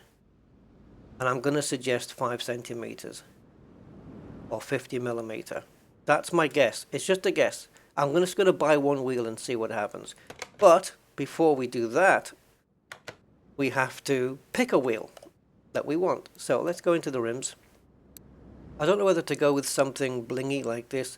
I did earlier say that I didn't really want to go with anything blingy. And they've done something in the patch notes, which I'm not sure if it's backwards, guys, where they said that when you're painting a rim now, let's say you have something like this, that it will paint the barrel. The barrel is the outside section here, this bit round the outside, and not the inner piece. And I thought, isn't that the wrong way around though? I'd probably want to recolor this middle bit and leave the alloy around the edge. So I don't know if that's... I'm almost tempted. Let me just buy this wheel. I'm I'm not going to use it on the car. It's way too small. Let me just see what they've actually done here, because this might be a typical wheel where that would work on. Because surely they're not thinking about painting the barrel and leaving the middle. Surely not, right? I don't know how this is going to work. Oh, they are. Oh, God, why? You fools. This is the wrong way around, surely, right? What do you guys think? I mean, you're more likely to want to paint the middle. Why can't we choose both? Why can't we have an inner and an outer, and we can just paint either? I don't need to see purple. Oh, this is crazy. That would look nice with a, let's go to metallic. That would look nice with a, come on, with a tire on. Maybe not that. But you see, the problem is that this rim section here, it's too thick. You will need a little tiny red bead around a black wheel. It looks kind of cool.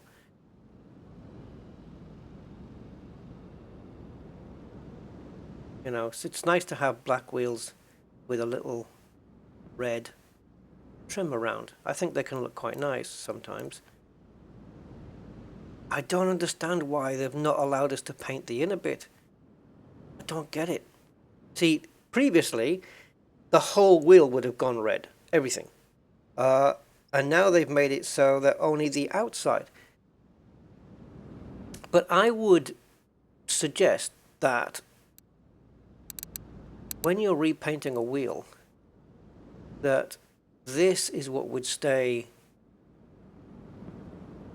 the alloy color, and you'd want to paint the inside, maybe black or red. Maybe not. Let me know in the comments, guys, what you think. Have they done it the wrong way around, or is it okay that way? Just let me know what you think, because maybe I'm wrong. I could have done it in there, couldn't I? Can I access? Yeah, of course I can access the shop from in here. Let me just pop back in, because another thing you probably wouldn't want to do, if you have a wheel that has a chrome barrel and a black inner, then you're definitely going to be painting the black inner and not the chrome exterior. Do we have any here though? See, it is painting the exterior here is, you wouldn't want to change them to purple or yellow, but you would want to change them to chrome.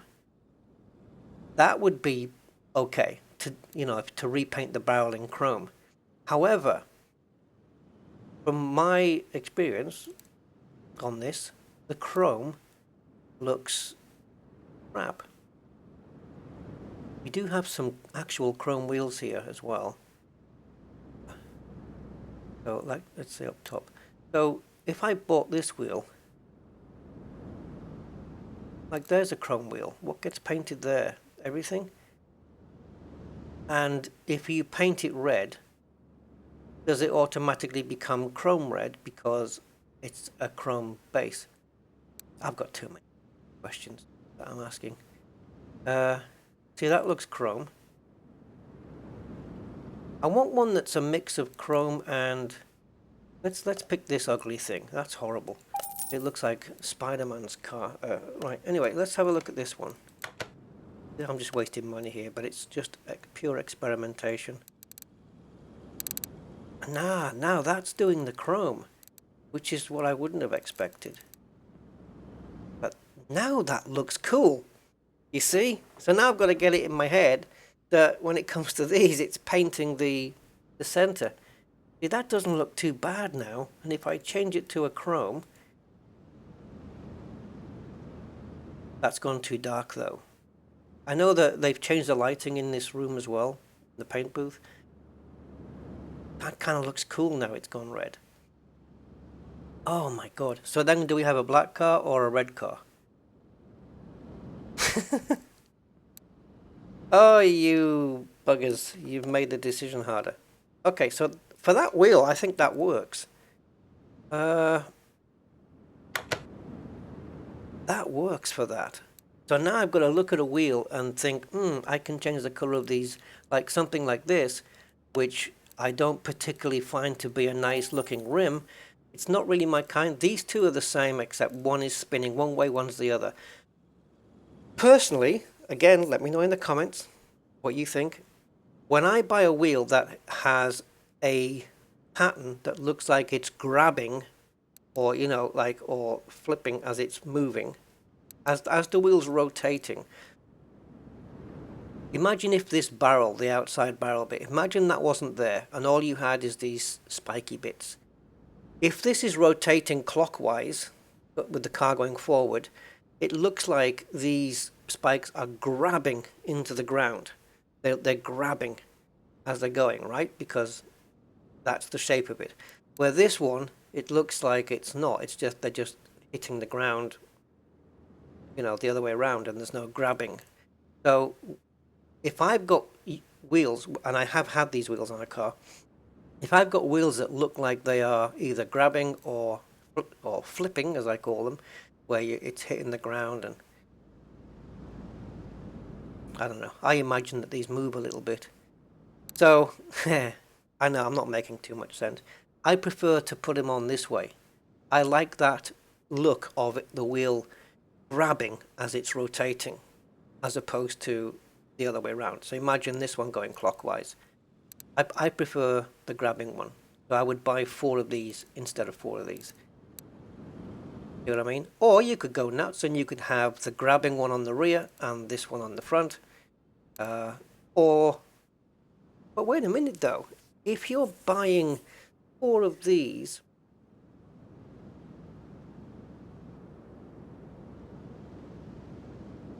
do you have to buy 2 of these and then 2 of these? Because 2 of these for the left side of the car and 2 of these for the right. Hey? Or does it flip the pattern automatically? Because what you don't want is one side of the car to look like it's grabbing as it's rotating and the other side to look like this as it's rotating. What's the deal there? Ah, okay. Right, I got too many questions and I'm wasting time. So, yeah, this rim doesn't look too bad with that painted thing on it. I suspect this one wouldn't look too bad either, and this one. This rim 27, painted in like a red chrome, that might look quite mean. It's 100 credits to find out. So let's buy one. I'm not going to up the size, it's just going to be a standard 12-inch wheel. Because there's no point. Oops. Not the right one, is it? No, it's not right. Yeah. Okay, this one. I don't... yeah. Look at this, like an electric. Oh man, imagine painting the car in that color as well. Woof. Man, oh man. Bling time. Yeah, I want to go a little bit... Why don't we go a bit bling with this? We could. We could go a little bit nuts with this, couldn't we? Let's go chromey on this one. Man, I know. Green is not normally a color I would paint a car. I will confess that. But...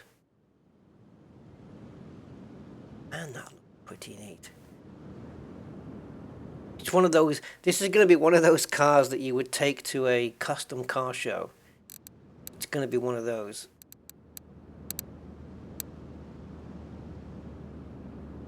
I like purple as a color, but not really one I would probably use on a car. I don't know.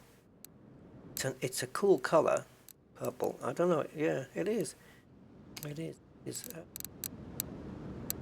Some of these are dark because they're chrome. If we nip back to metallic, or even matte, you could get away with matte. Where's metallic gone? Oh, these don't come out in the right order. These are what comes out here just seems to be completely random. So where's the purple? See, that's the same purple, right? But it looks like blue here. Was it the same one? It looks weird. That looks more blue than purple. It is. It looks like it's like a pearlescent. It's certainly highlighting in purple. Where's chameleon then? Yeah, see, it looks the same as that. Difference in the color just because we're changing. Got pearl as well, which might be a good choice. But then it doesn't look right here with this green. Chameleon looks better. This is doing my head in now, because now I don't know what to do. I mean, look at this color. I don't know if a Mitsubishi Lancer can get away with this color. A Lamborghini could get away with... you can imagine that on a Lamborghini Aventador or a Huracan. Right? That just looks like it's going to... that would be just perfect on a Lamborghini. I don't know... because I'm talking about painting the body this same color. I don't know if a Mitsubishi Lancer will get away with it. With some carbon parts on it, maybe. Carbon and this color. But we'd have to replace the bonnet with carbon and you know, other stuff. That one, that shade, yes, I could probably see the Mitsubishi getting away with that one. It's amazing, isn't it? Just a tiny little bit of shade difference. Chameleon. Look, if I go from pearl, I go forward to chameleon. If I go back, pearl, forward, chameleon, back. Doing it now. Matte, forward, pearl, back, matte. Yeah, I was getting different results last time. For some reason, it seems to have settled in now. No, matte, pearl. Oh my god, this is just doing my head in now. I don't even know if I want this wheel. In fact, I don't, because I don't want to find out about the claws and whether they are clawing one way or the other. I might be tempted to go back here because I like these. Let's get these. Only because they're paintable. That's the only reason, guys. I'm getting these because they're paintable. I'm not too fond of the design. It does. These remind me of Spider-Man for some reason. I don't know. Maybe that. If you look at Spider-Man's insignia, you know that it's got the two top feelers. That's what this fork thing looks like to me. It's Spider-Man-y. Now, if we have an offset on the, if we buy two with an offset, I don't know what this is measured in though. Is this millimeters? Because then we could stick. If we bought two with an offset of 5 and two with an offset of 0, then if these are millimeters, then I can put 315 on the back. If I do a 10 here, now I can put 325 on the back and 305 on the front in order to have even wider tires on the back. Wider tires means more traction, It will slow down slightly your 0 to 60 because there's more rubber.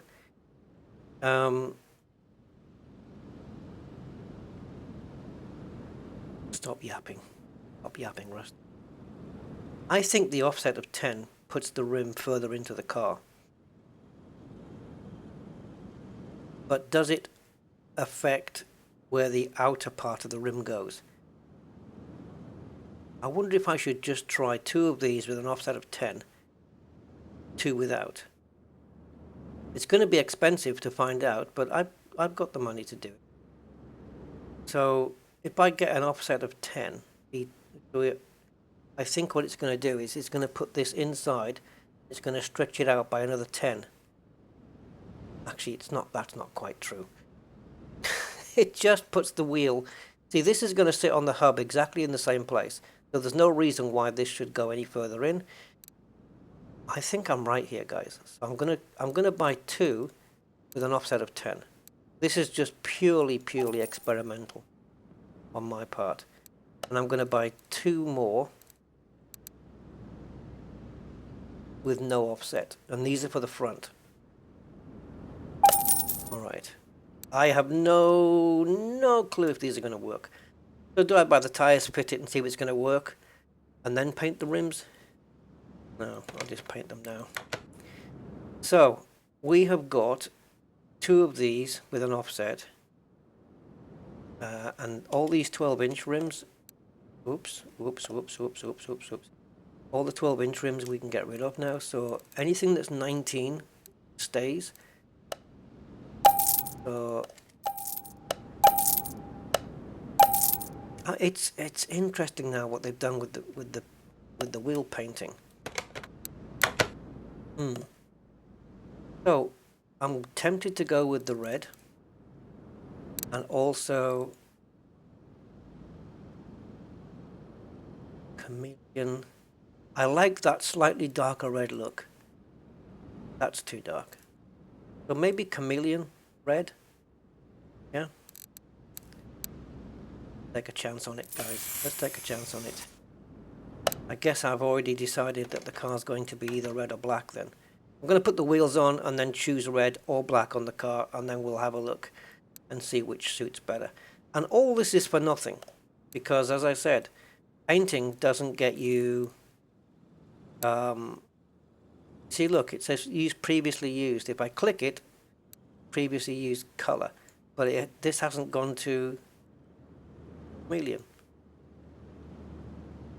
So if you're using a previously used paint off the swatch here, it should change the type as well. Developers, take note.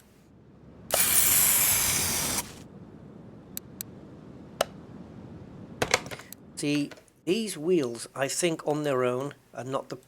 They're not... Let's put it this way, if I was going into a wheel rim shop, this is not a wheel I would pick out for myself. It has got some wide spaces in here, so you can show off your nicely painted calipers, which now that we're looking at this, could have been painted red. But the other issue with this sim is that you can't choose your brake disc size. Because, you know, performance cars have got bigger brake discs, right? So it would be nice if you could choose, I mean, not like with rims and tires in this game where you can choose ridiculous sizes, but something where I can choose to have a big brake disc, drilled and ventilated disc, but they don't do that. So the problem with having a wheel rim with all these openings is it can look quite ridiculous on a tiny brake disc, because if I bring in a Lamborghini Huracan into the workshop and put new brake discs on it, it's going to end up being the same brake discs that would go on a Ford Fiesta in size. It's one size fits all. So we need more. We need more variation here. But then you need bigger calipers to go with that. You can't just put the same size caliper on a bigger... It just doesn't work. So maybe this is just a bit too complicated for them. If we are going to paint the car red as well, we can leave the bonnet, or we can paint the bonnet black and the boot. And I don't know whether the roof is separate. Anyway, let's get the, oops, can't do that. We need tires and we need to put them on. So this is where it's going to get a little bit tricky now, because we are going to go with race tires. Do I go with this one because it has a red trim on it and it's going to go on the red wheels? Or do I just say, no, don't go that far, just get writing on it? Or do we say, let's not get any writing on it at all? Or do we go with this one? I don't want to put the yellow on. So I'm tempted to just go for a standard one. Or this one. This one. So we need, I've got to be careful here, we need 2 of these at 19. Right, and I said I'm going to go 305 on the front, and because we added an offset of 10 on the back, we can go 315 on the back. Okay, I hope I'm right here. I don't know if I am, but if I'm wrong, it's going to look a mess. Now the question is, what's the profile going to be? That's this. The profile is here. Okay, so the standard profile was 35, but that was with a width of 245. So if you, that's 245 millimeters. So 35% of 245 millimeters is the height of this wall. Okay, so if I up the width to 305, I can't leave this there because 35% of 305 is a bigger number. So that means the tire wall will be bigger, right? And I don't need it to be bigger. I need the tire wall to be the same profile, the same percentage, or the same amount of millimeters, let's say it that way because it's accurate.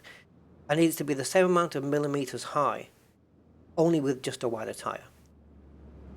So this has to be adjusted. The question is, how much do you adjust it by? Well, as I said, I have an app. So I'm going to go into my tire size calculator, and I'm going to go to, I think I've lost it now. I've gone to the wrong section, and so no menu here to go back. Awesome, well done. Okay. It's a sucky app, but it does work. So compare 2 different sizes.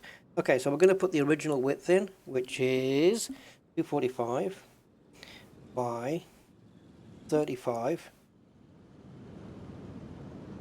I'll come up with a way to show you what's on my phone one day. By 19s.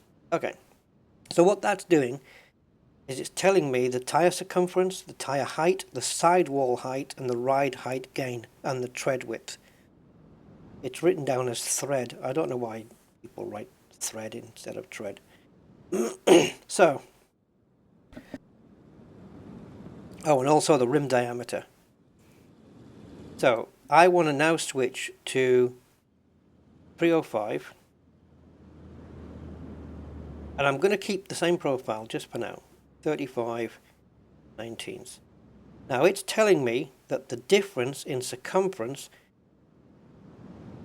wow, is 131 millimeters, 5 inches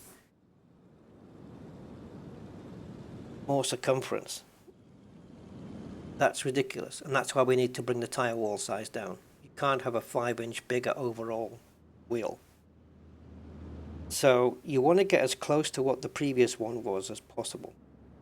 Side wall height has gone from 3.3 inches to 4.2, and that's 25%.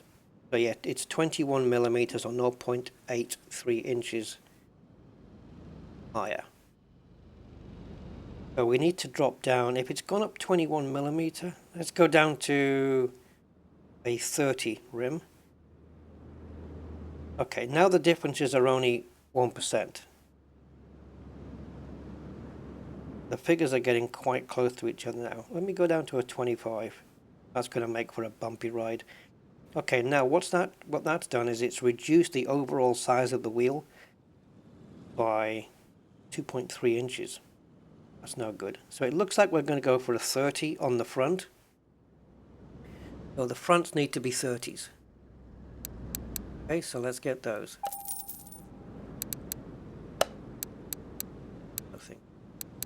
We have to also make sure that we're putting the right tires on the right rims when we come to do it.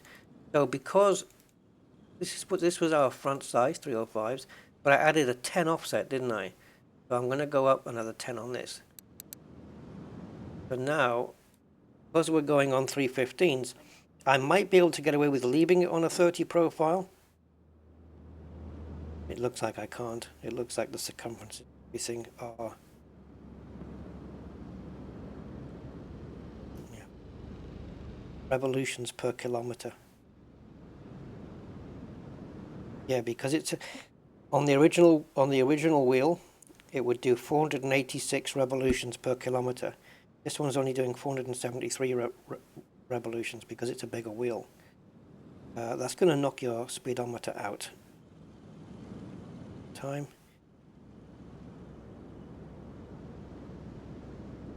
Right, so this, if I go with a 25 profile, it's slightly smaller.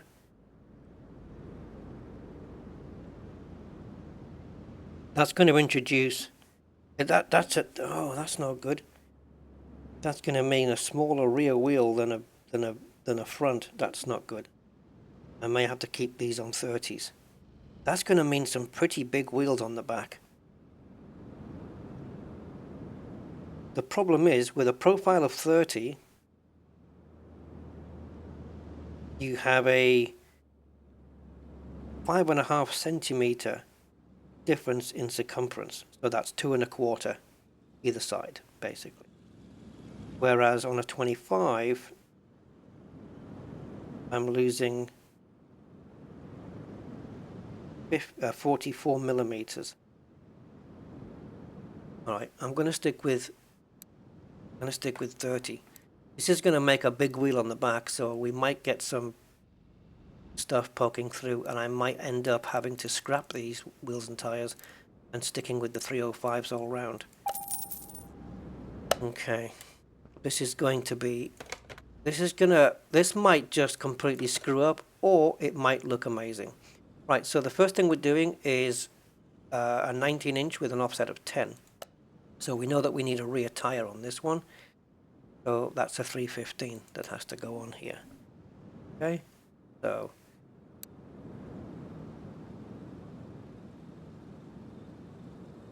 oh, it's that. Okay, so that's right, yeah.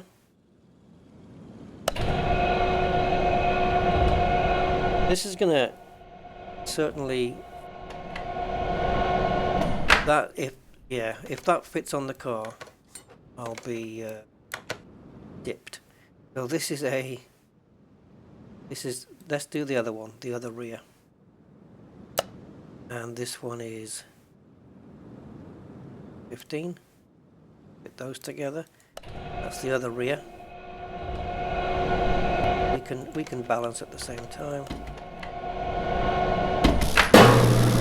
I've noticed on the balancer how much darker the red is. Look at that, look at the difference there. Makes you wonder whether to paint the car a lighter red or a darker red. So now it doesn't matter what tire goes onto what.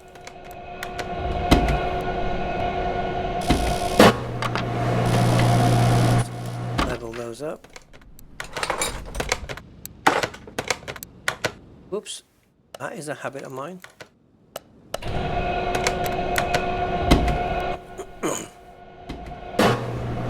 Now that that's so close, we're going to get 3 of these. No, only 2. Times you get 3. This might completely screw up, guys, but I know I need some good thick rubber down on the back in order to put that amazing power down. It's not like it's developing 1,000 horses.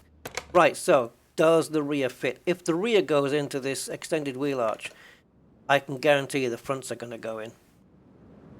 So that is a rear 315 with an offset of 10. They even give you slightly longer bolts as well, which is very nice of them. Does it work? Oh my god. Yes, it works. What about in here? Yeah, you see it's gone a bit further in. That's the offset. It's made the wheel go a bit further in than it usually would. That is nailed. Look at that on the arch there. Oh, it's a little bit more than it should be, to be honest. That might, under load, that would poke through the top here in real life. Well, it would break it. So I think a 310 on the rear would have been absolutely on the money, a 310. But there are cars that have got lowered suspension that do this. You'd have to have no suspension movement on the back of this to stop it scraping on the thing there. I mean, that is absolutely on the actual limit. I think that's a bit too much, to be honest. So 310s would have been perfect there. Let's put one of the fronts on. Yeah, the front should fit just fine.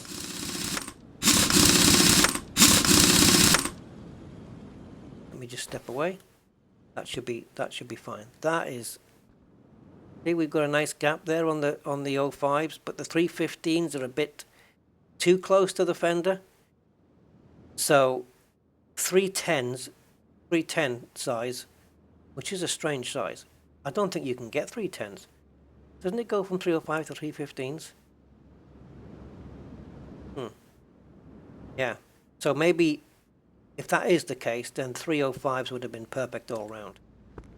That looks bang on to me. That looks, I mean, you can tell it's a bigger wheel. There ain't no two ways about it. But I think slightly too big. But graphically, I'm on that limit where it's not poking through the body. If I'd put a standard body on this, that would have just stuck out, and it would have been completely and utterly illegal. Right, so let's get the other rear wheel on. What's going on here? Heart mount. So let's make sure that is the rear. Now I want to take the car outside first, because I want to find out whether these wheels look dark or lighter red outside. Let me know what you guys think of the result as well. Not just of the wheels, but of the body and stuff. Oh boy, this is one you could take to a car show. Now I wish I'd painted the calipers in red as well. Alright, the bit you want to see is me taking the car to the paint shop, so let's do that. Oh, actually, I did say, didn't I? Let's move it outside. So the red looks very similar to what we have on at the moment. That is very boy racer though, that close to the edge. But your suspension would have to be so stiff at the back.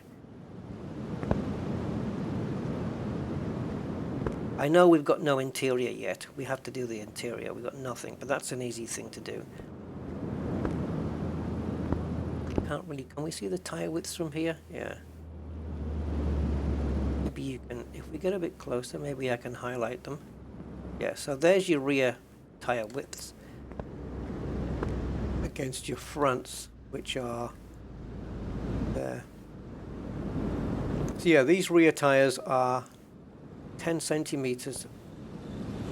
No, they're not. They're 10 millimeters, or 1 centimeter wider. These, but they're running the same profile, hence that the wheel looks bigger. If I'd gone to a 25 profile, we would have had even a smaller tire wall here, but it wouldn't be touching this rim so much. So we could have gone to a 25, but then that wheel on the back would have been a smaller diameter than this front one, and that's not going to wash in my world. So let's go to the paint shop, and we have to stick it on the dyno yet, but let's paint the car first. So let's just get a decent camera angle. Now if we take a look at a black,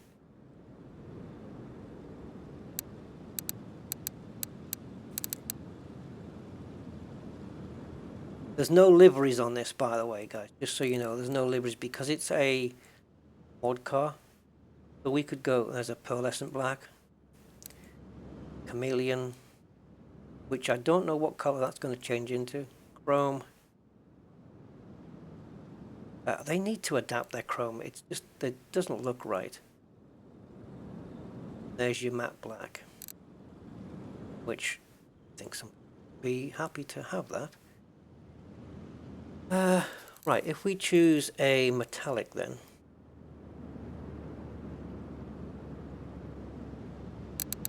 So looking at colors. Can't really stick. Oh. No. No. That's meant to be metallic. You can also take a look here at brightness. Brightness down. You can have a car that it looks black, but because it's actually this color, it will have tinges of that purple in there. And I don't know whether changing the clear coat's not going to do it, but try and get that pearlescent chromey effect. If there, you can just make a dark version of the color that you wanted.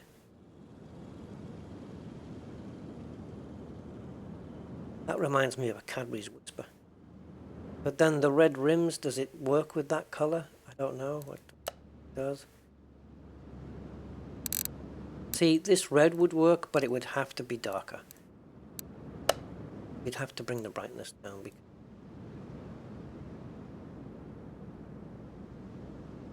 doesn't have to match the rims, that's probably a good match.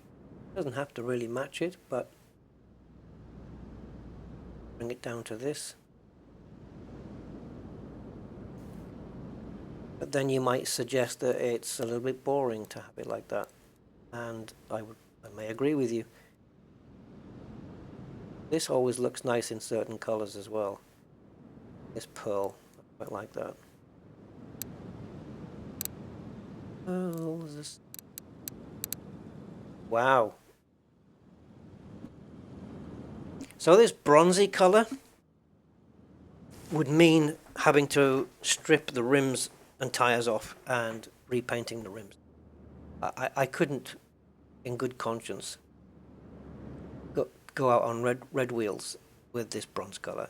That's not leaving my garage. And then you have like a copper color. That's kind of cool. But again, it doesn't suit the rims. And you might be thinking, well, why the hell do you care? You're not getting paid any extra. Now, blue and red can go together. But then again, if the wheels had been like a more orangey color, that would have worked even better. That's not too bad, actually. I like this, guys. I like this. That does go. Because you've got the red, white, and blue, right? I don't know. Let's do this one. I'm sold on that one. Okay. Right or wrong choice, guys? What do you think? What color would you have done this? Now, this lovely, gorgeous pearlescent effect. How does that look when we take it outside?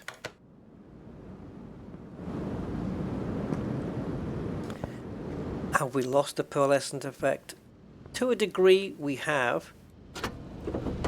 Like if you took this engine, if you took this to a car show, you've got tinted glass all around.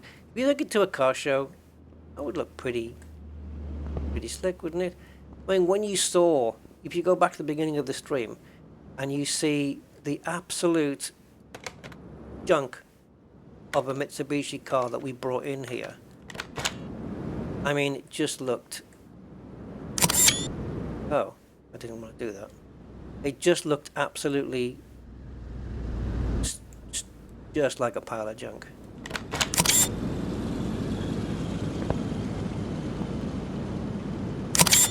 Take some photos here. But you've got to, guys, you've got to. And it's a 4-door as well. So it's great for all the family to come out in.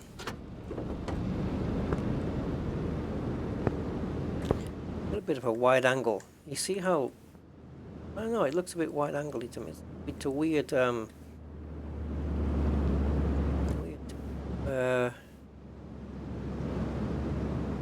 my god, my head's gone today. It looks more like a 20 millimeter, not 20, 35 millimeter then, than a 50 millimeter lens I'm looking through here. Right, okay, I think then lastly what we need to do is actually get an interior on this, and yeah, black leather, hey, black leather, but then again, black leather's going to mean the summertime, it's going to get hot. We also need a rear plate, so let's go with a Japanese one, and we'll just say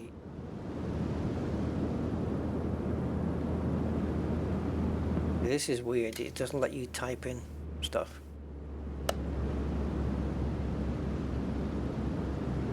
So I'm not going to go with a custom plate, I'm just going to buy one and have it fitted on the back, and it'll invent its own plate. I don't believe there is one on the front because there certainly wasn't one in the parts list. And yes guys, we will be taking a look at the cost of the car, but I want to get it all together first and see what it's come to. I really, when I did the rims in red, I really did not think I'd be going with a blue car. I really didn't think about that at all. So do we have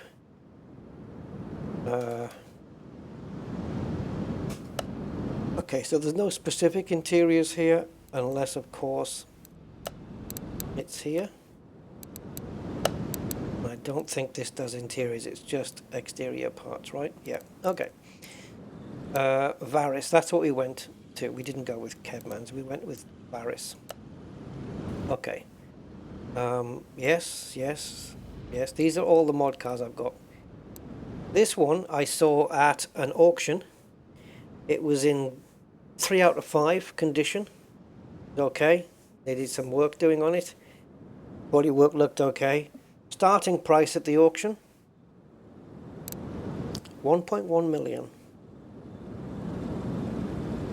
If I was doing this car, I'd definitely put some bigger rims on and some better ones, because this is your original GTR Skyline. There was also a Ferrari available for 150, which I may have bought. I may have bought it. I don't know if I did. I'll have to check in my garage. I can't remember if I actually bought it. What's vehicle add-on? Oh, right. Are we going to add any of these to? No, we're not really. Let's just. So interior. So we need to go to a bench seat. This one's got a gap in the middle. Just wonder if there is a specific thing that they want here. I've been caught out before, so it's just bench and seat and steering wheel. Bench, seat and steering wheel. Okay, so nothing specific then. Okay, fair enough. Yeah, I need to come out of there. I'm trying to. Oh, here we go. Normal mode. I couldn't get out. Right, so if we just go to bench, because that's all I want to see right now. It's blue, we can go with a grey interior. Or we can go with black. Black's like everybody's got black. Something like this I think is cool. That's nice, but it's more of a fabric one, which is good, easier to clean, doesn't get hot in the summer. And more comfortable, by the way. I find fabric seats to be more comfortable than leather ones, at least my car. Maybe that's just me getting old though. But right, let's go with this one, Katsumoto, bench Katsumoto. That looks like very fitting. And now let me type in Katsum. Okay, I just wanted to see if there's any front ones like that. What?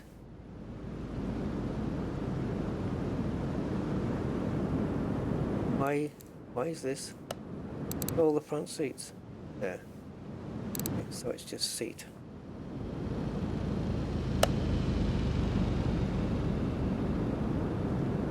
Oh. I need to take a look. Right, so the Katsumoto is black leather with a couple of little things. I want to try and get front seats that are kind of similar, like these. But that's not really... You'd want something a bit more hugging. Let's see what we have. Maybe these. And a couple of those. They're probably not quite perfect, but they'll do. Now as for the steering wheel, it's going to have to be something that looks like it fits into a Mitsubishi Lancer.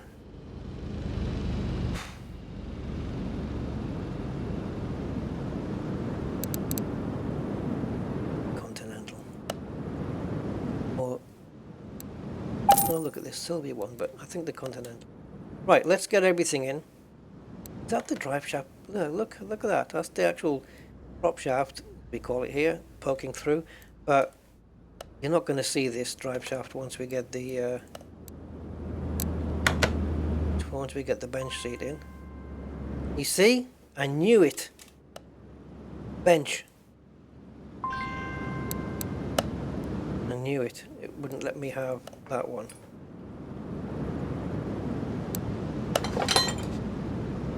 But why not? Why?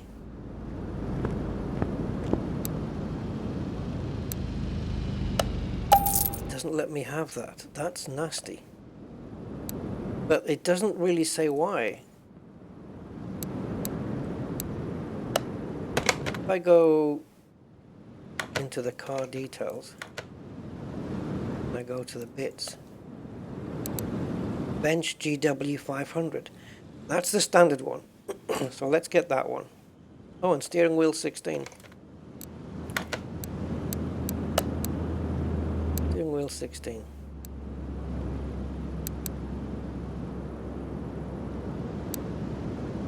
That one. Oh yeah, that does look like it would go on. I bought the Continental, didn't I? I'm sticking with mine. So what was it? Was it GW 500? Oh, this is the original ones from the car then. Yeah, it's going to look out of place if I... everything. Alright, so these seats are... The door was already open. So these seats are out because it's forcing me to put a specific bench in there, which is cruel.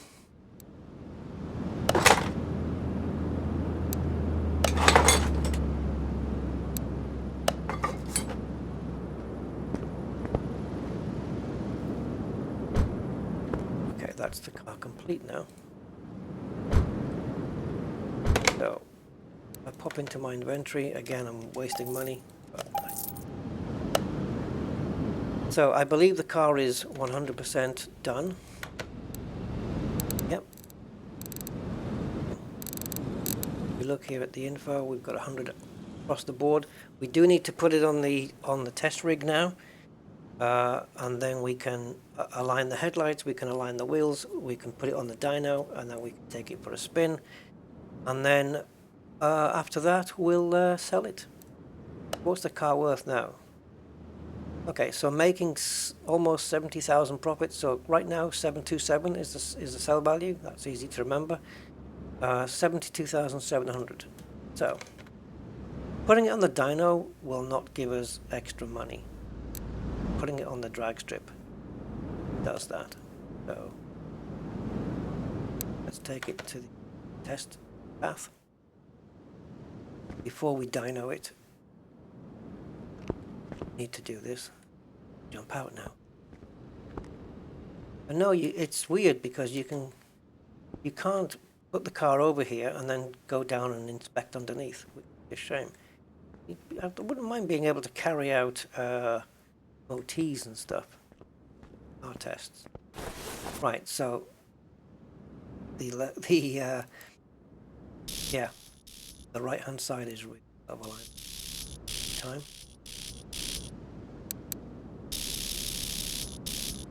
That would have made for a very wobbly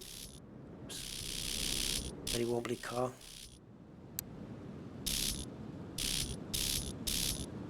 Okay, we're good.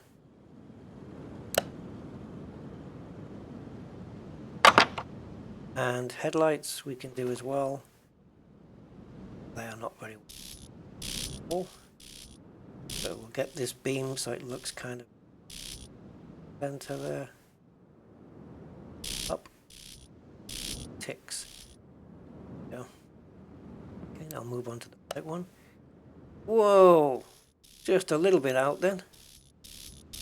Not high, actually it's not far on this side.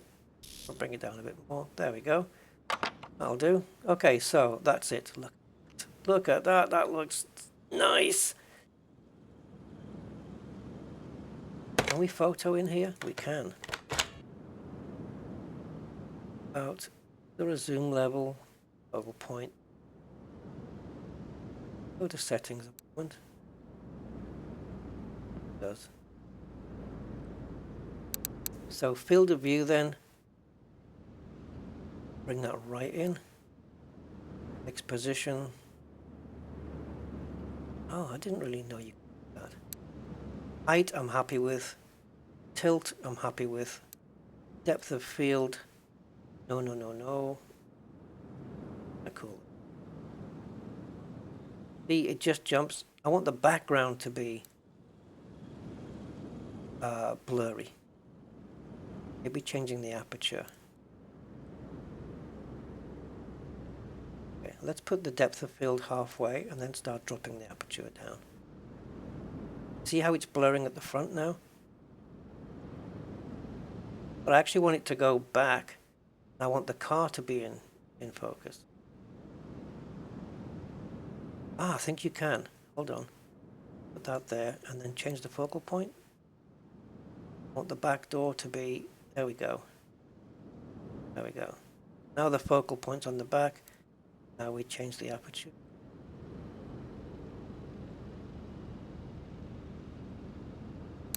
Maybe reduce depth of field. Oh my god. I want the car to be in focus and the background to be not. Why is this a thing? Why can't I not do that?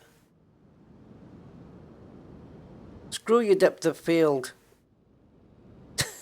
It's not working.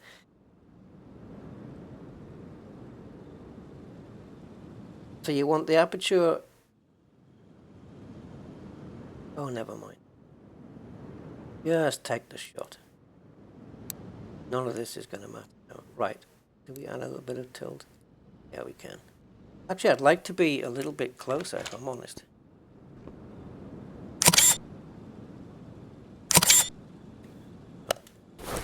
Right. Sorry, I'm just messing about a lot. Okay, so one more move then. We're going to move the car now to the dyno.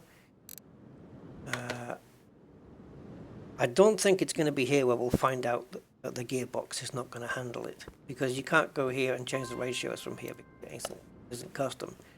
It's going to be on the drag strip. We'll find out. So let's see. We have the other sad thing about this is we can't watch the car rear wheel spinning up now.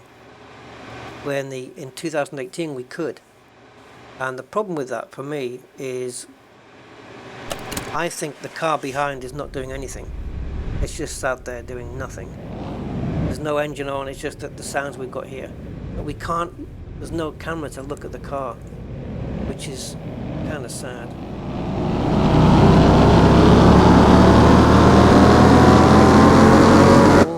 at the torque. Nice steady increase of torque. Okay, so we've got 50, about around a 60% gain. So 511 horsepower now and 655 newton meters of torque. I think that gearbox is going to run out. Not going to handle it.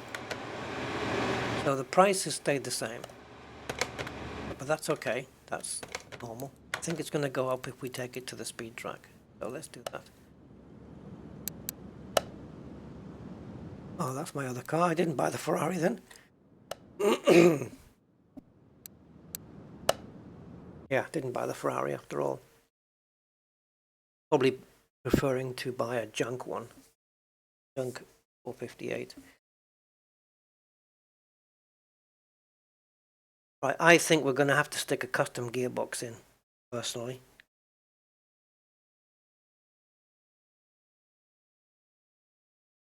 We shall see. This should be a 5 or at least maybe a 6-speed gearbox. Probably going to be a 5. Is something wrong here? No. Come on.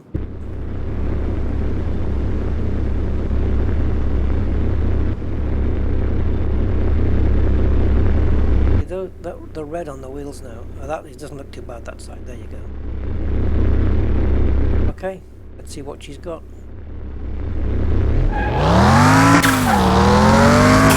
There's your turbo.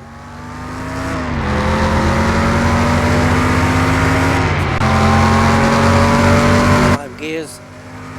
Is it going to top out here, or do you have another gear? No, it's topped out. Topped out. We need a custom gearbox in.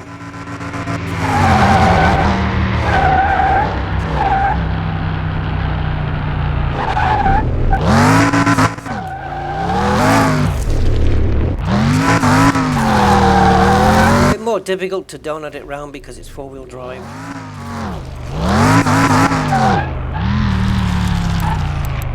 Yeah, I figured as much. We need a custom gearbox. Damn.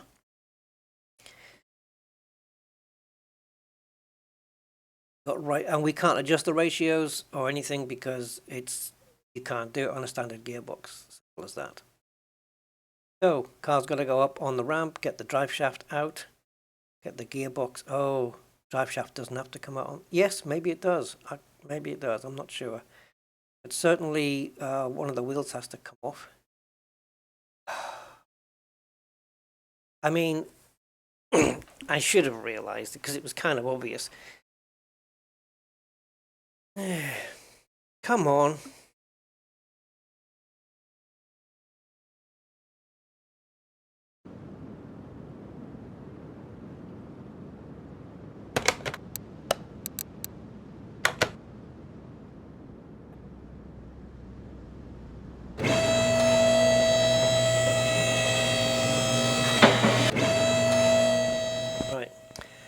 Okay.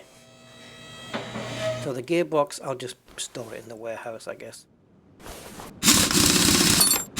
So we should be able to hit over 300 kilometers per hour with this.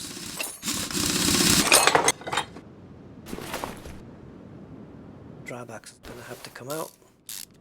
Please don't tell me I need to take both out. Oh. I do need to take both. Oh, you bugger. Both wheels have to come off. Yeah, it's just life. Well,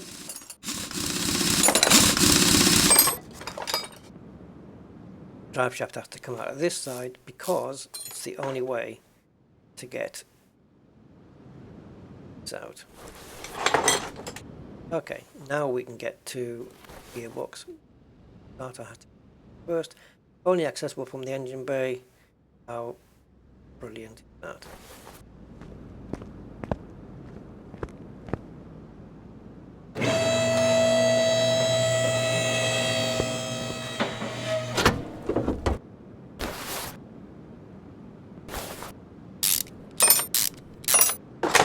Okay, I think now gearbox can come out.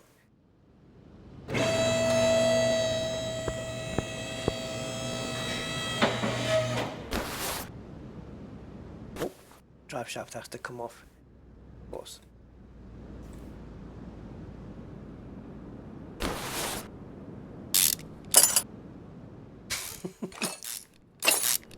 All this because I didn't fit a custom gearbox when I should have done.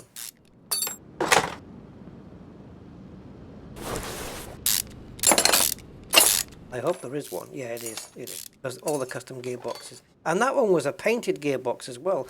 And not only was it painted, but it was quality. It was quality 1, wasn't it? That we put it up to. Yeah. So that is.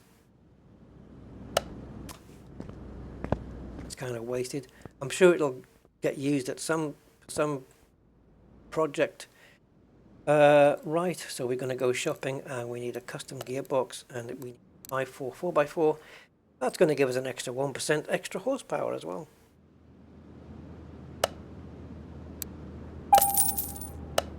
Right, all ready to go back together. So let's just do that.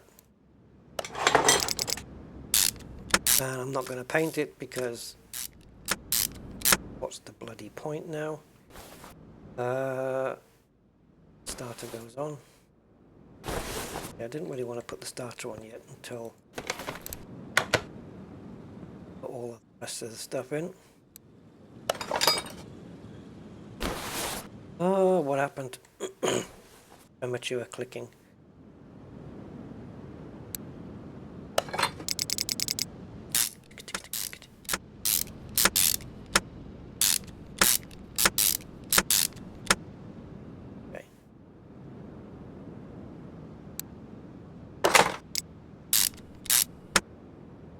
Back on.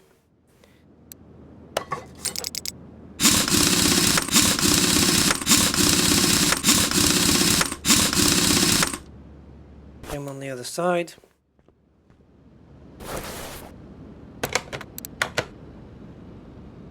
Drive shaft in. That's what we call a drive shaft.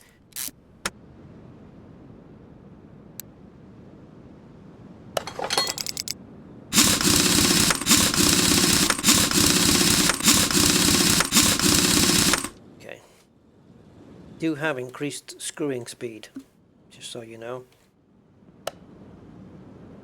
And when we last did this.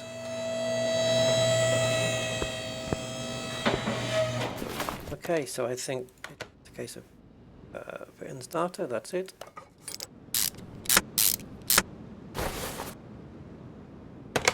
Now the car can be moved to the dyno. So we can either adjust the 5 ratios that we have, or we can add a 6th gear, and I think a 6th gear would be a good thing. So let's add a 6th gear. Now I'm going to keep all these ratios the same, and then I'm going to try and see if I can get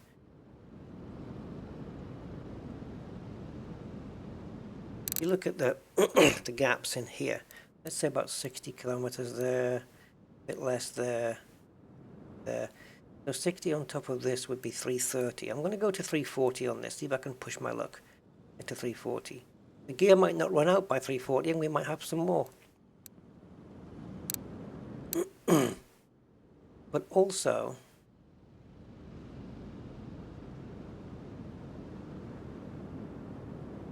this might be, yeah, this might be right. I'm just thinking where it topped out on the track before. Yeah, let's try it. I don't know if the first 5 gears on the custom box are the same as the original box. Let's see if we can get any more horsepower out of this. I'm surprised that that's saying the same factory, well, it would be, it's factory power. I'm surprised it doesn't show the actual number that we had last time.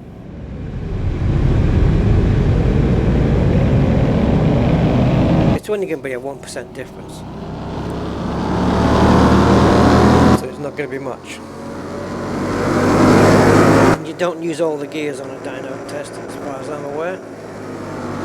So yeah, 64% extra 1%. About 514 horses and 659 Newton meters. That's a fair chunk of power. I love that you have to wait for the fans to spin down. That is true to life. I like that. Right, so let's move the car first to the garage entrance. Garage entrance B is my favorite because it puts the car vertical. Vertical. This. That way round. Okay, so let's come out here and go to the speed track and see where we are on the race. I didn't check the money though, did I? Money should have gone up by now. I'm hoping it's more than 72,700. I don't think we're going to hit 80. Wow, that first gear just is useless really, isn't it? We could set up in second. Okay, this is where we got to before. Come on. Okay, I'm happy with this. Yeah. I'm happy with this performance. Wow, 200 miles an hour there. 325 is 200, I think. Yeah, just slightly over 200 miles an hour. Oh yes. Bring on your Ferraris, your Porsches, and your Lambos. I'll keep up with you. I'll get off the line quicker, four-wheel drive. Mind you, some of the Lambos are four wheels now. Right, okay, how much are we looking at? 73.9. So it didn't go up too much, but we're making a clear profit of over 70,000 now. Right, she has to go. I wish there was places you could drive around, you know, scenery and stuff, because then it gives you an incentive to keep some cars.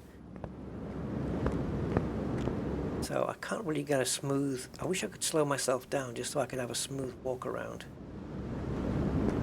You can do that in the photo mode. Can you? No, it's the same.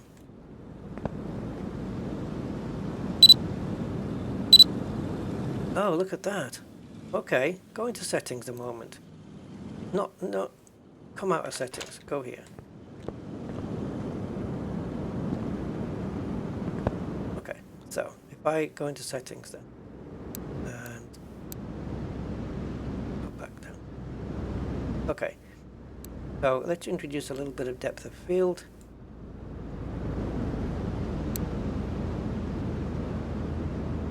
See, this is what I wanted before. I wanted the background blurry. That.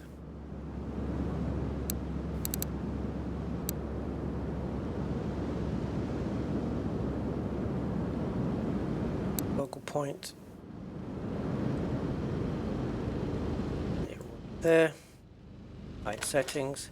And then if I click focus now, right button, make sure the car's definitely in focus, and just shot. All right, that's it then. It has to leave. We have to sell it, and we're going to make a little bit of money on it, I think. I don't know how much.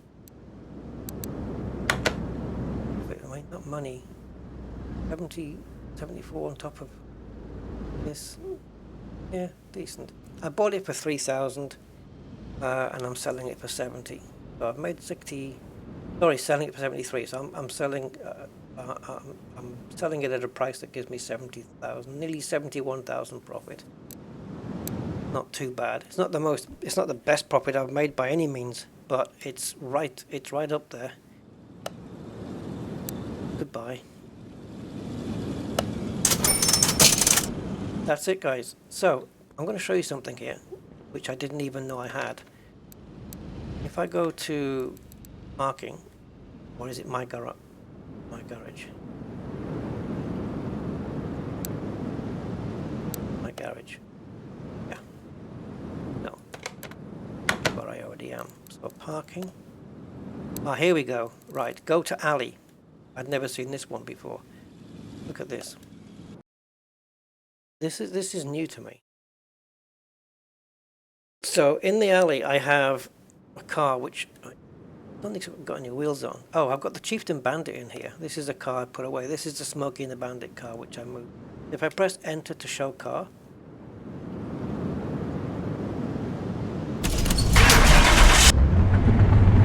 does that. And then we've got car preview. Have a look around. This is my car. I've kept it in my garage. Okay, and then when you go back, say park car.